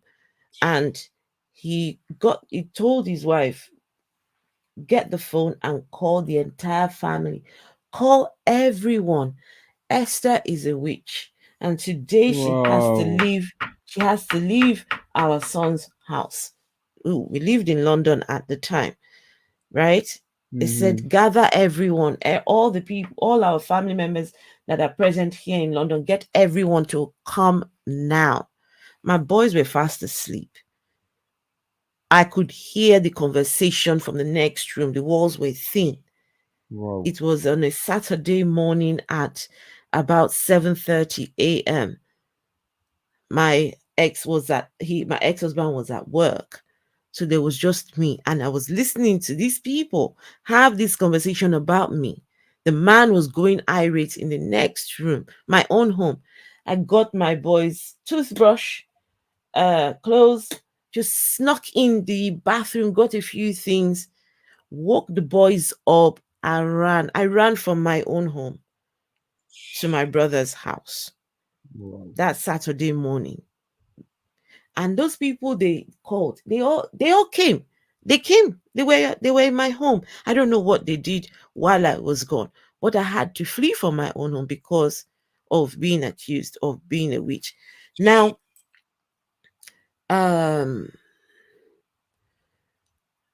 someone apologized from that family. Someone called me and said, okay, I want to apologize on behalf of our father. We don't think you're a witch. She said to me, if you're expecting an apology from him, think again. You will never get an apology from him, because as far as our culture is concerned, an older person does not apologize to a younger person, even when they do wrong. Even when the older person does wrong, that's the culture. Culture is they would never apologize. He said, but we as a family don't think that you are a witch. I had to sit my ex-husband and ask him, I want to know what you think. I said, be careful what you say, because your answer right now is going to end this marriage right now. I need to know whether you think I'm a witch. Oh, no, darling, no. I don't think you're a witch, blah, blah, blah, blah. But the moment the relationship ended, yeah, Daddy was right. She was a witch after all. Went through a really bad time. So we will carry on highlighting this whole witchcraft thing. You know, at least I was in London. There's nothing, they couldn't take me to anywhere, right? Worst case scenario, ran from the home, ran to my brother's house. And at least I was safe in my brother's house. But then imagine if I was in Nigeria. What would have happened to me? What would have happened? They would have taken me to someone's house and, you know, I don't know. They could do anything to me because she's the witch. So we need to keep highlighting these issues. And my ex-husband's father was a pastor, ordained pastor. Wow. So, yeah. Wow. The work continues, Phil. Yes, definitely. Definitely, it does continue. And see, that's what religion does. It creates these extremes that you don't care what people say. Whether it is the soft or hard part of religion, the soft part is still giving promotion to the harder part of religion. It is all damaging. Absolutely. Because people at some point in time, see, people who were in soft and they move to the harder part, to the more fundamentalists, because they say, oh, the soft ones are not following the Bible, which I thought they were, blah, blah, etc. It's all part using the same sick book, same sick scriptures, or whatever the books they're using. So damaging, serious damage. Christianity, for sure, is an abusive religion. Phil, Thank before you. we Yes, go, please. I have a question for you, and I will answer the question too. Yeah. This witchcraft, does it really exist? Is it something? Nope. Is it something that even scholars, even professors still think that there are witches? What are we doing here? Who is what when you say witchcraft? Yeah, I want proof. When you Yeah. accuse somebody of being a witch, I want proof. I want the evidence that this person is a witch. Witch. And what do they mean by a witch? That's What the do they very mean? first thing. What do they mean? You fly on brooms at You night or fly on what? brooms. What do you mean that is a witch? And if you say they cast spells, you got to prove, come and show that anything, a spell or a curse can be cast or whatever. So this is, and with good evidence, not interpretation of events that have no correlation or link to. You gotta show what witchcraft is in the first place, even before that, and they can't. It's mad, puppy stress. Absolutely. Yeah. And Gerwalk says thank you. Gerwalk, thank you. And Afro Atheist, I'm so sorry you experienced that and were baselessly accused based on someone else's stress and brain. Thank you. Thank you. They should be thanking me. I brought you oranges in your dream. Eat the fuck. Sorry. Yeah. Eat the oranges. God. Eat the oranges and be happy with yourself. Talk about gosh. I'm a witch. What's wrong with you? No, Paul. So we should reestablish witch trial. Not me. I don't want to be involved in that sort of thing. Nobody is a witch. Nobody is a witch. None. Absolutely none. None.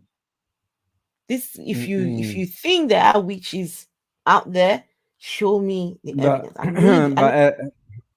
But it's one person's witch. One person's witch is another. That person that feel that the other person's a witch, that person could be considered a witch too, especially in Christianity too.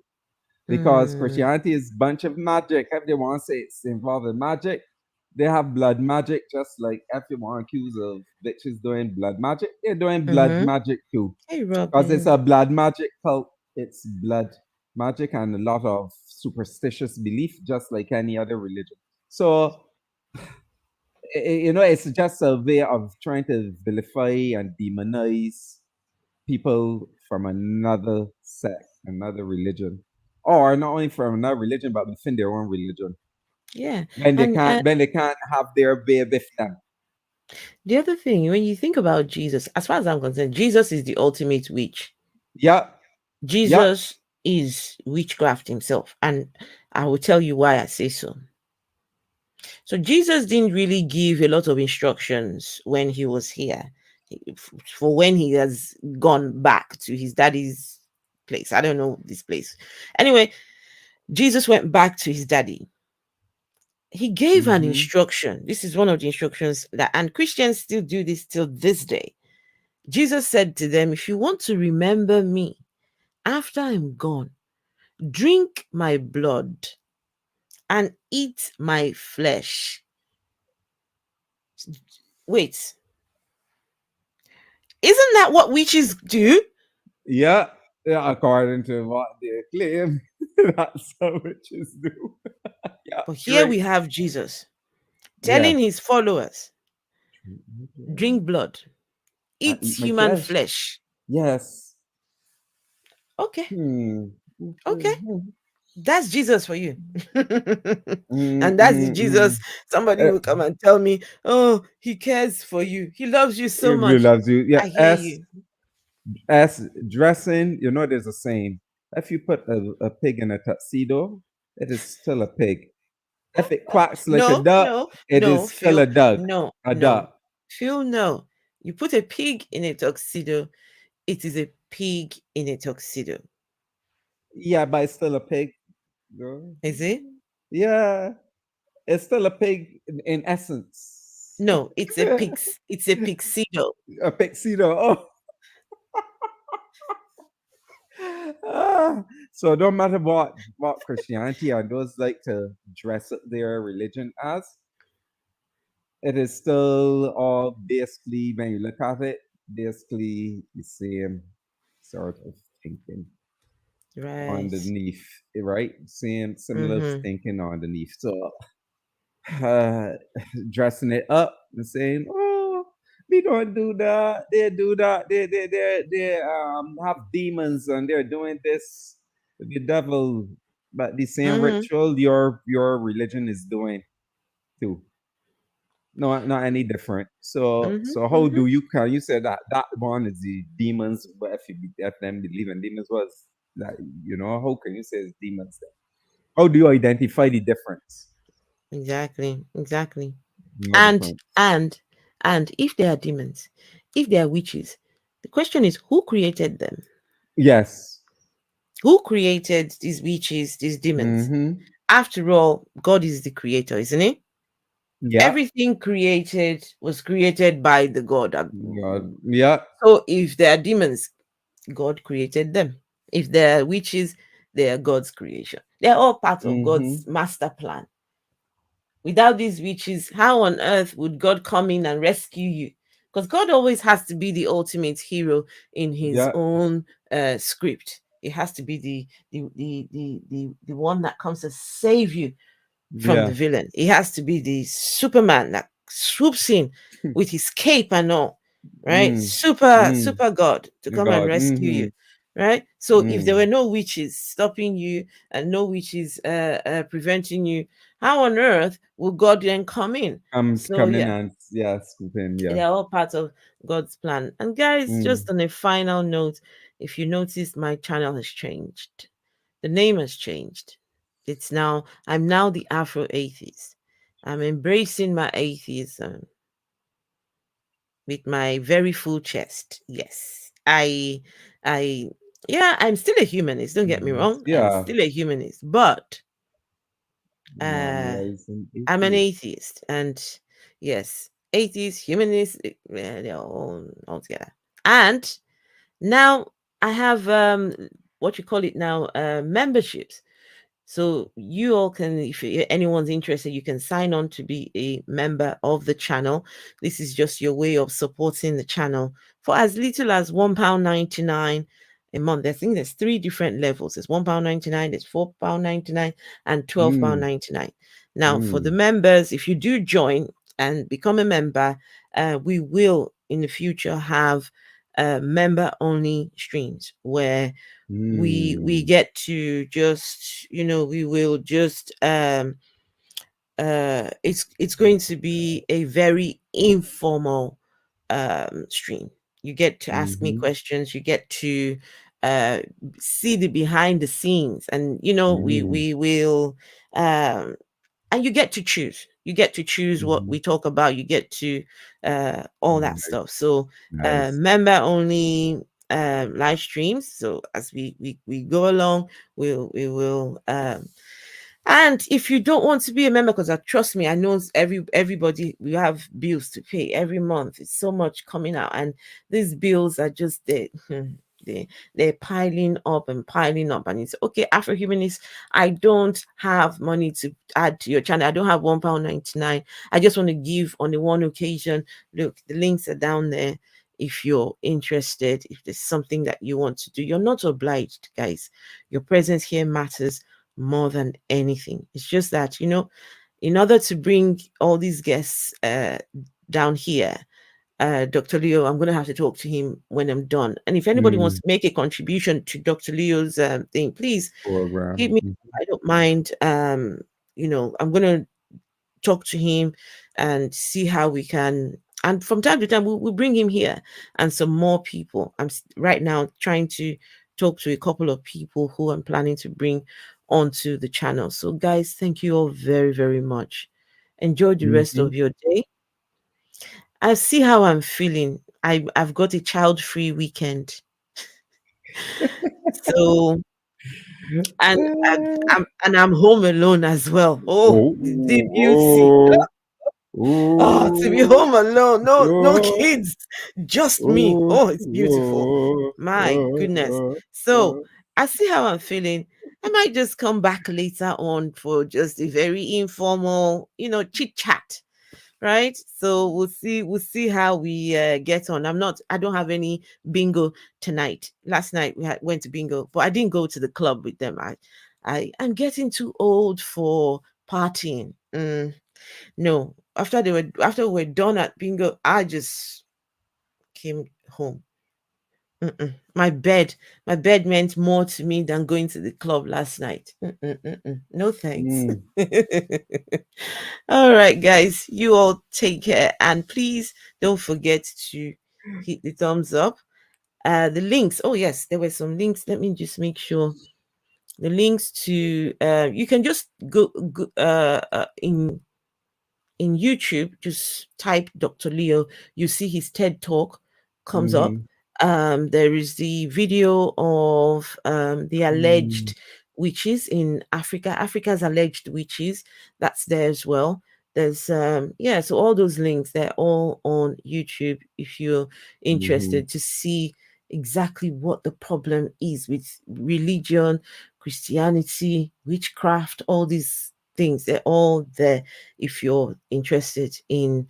And going forward, guys, I would like to hear your stories. I would like for you all just come and share your stories. If you've left religion, if you're making your way out, if you're thinking it, if you're whatever, you know, this is about, as far as this channel is concerned, this is not about you know, like someone said to me the other day, "Oh, Esther, why is it that you only talk about low-hanging fruit?" I said to the person, I like low-hanging fruit. I'm a short girl. I'm short. I'm not tall. I'm short. The fruit has to be hanging low for me to reach it, right? It's the everyday person, it's the everyday subjects that I'm interested in. All those big atheists that do their thing out there, no thanks. I just allow me in this my little corner here to do my thing. So guys, enjoy the rest of your day. Enjoy the rest of your afternoon. Escape Scarlet says, home alone. Yes, home alone. Home alone. Home alone, but sometimes, trust me, it can be very, very lonely being home alone. You wait in an hour or two now, I'll be thinking, gosh, I've got to go somewhere. Oh, I've got to go to some club somewhere. Not club. When I mean club, there's some, you know, like, I'll be out. Okay, I can't do this. Oh, okay, what I'll do, I might just come on the stream later on. We'll see what happens. Phil, what you doing for the rest of the day then? I got some correcting stuff to do, but basically that just relaxing. Correcting. What are you correcting? Some scripts, a few scripts. Oh, teacher. Oh God. Have but, fun while doing that. Really chat, not the. Where? Which one? The private chat.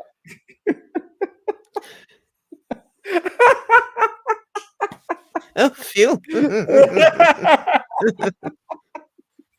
Oh God. Nice. Thanks everyone. All right, guys. Thank you very much. The thing is, most everybody's story is interesting. Exactly. It's people's stories. That means a lot to me. I'm going to listen to Aaron Ra debates this. Oh God, here we go again. It's the same conversations all the time. Oh, this debate is going on modern day debate. Oh, here we go again. Back and forth. But it's the people's stories. It's the people's real life. That's what I'm interested in. How it affects people, how it, your reality, how your reality, how religion impacts on you and that good stuff. So, right, everyone, take care, and I'll either see you later tonight or see you tomorrow. All right, everyone, see you later. See you later. Bye.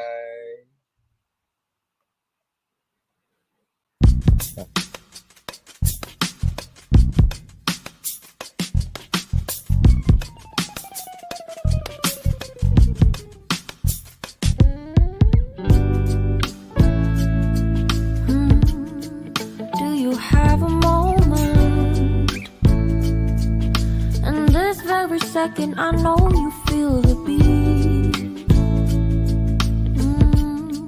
Do you feel the rhythm all the way?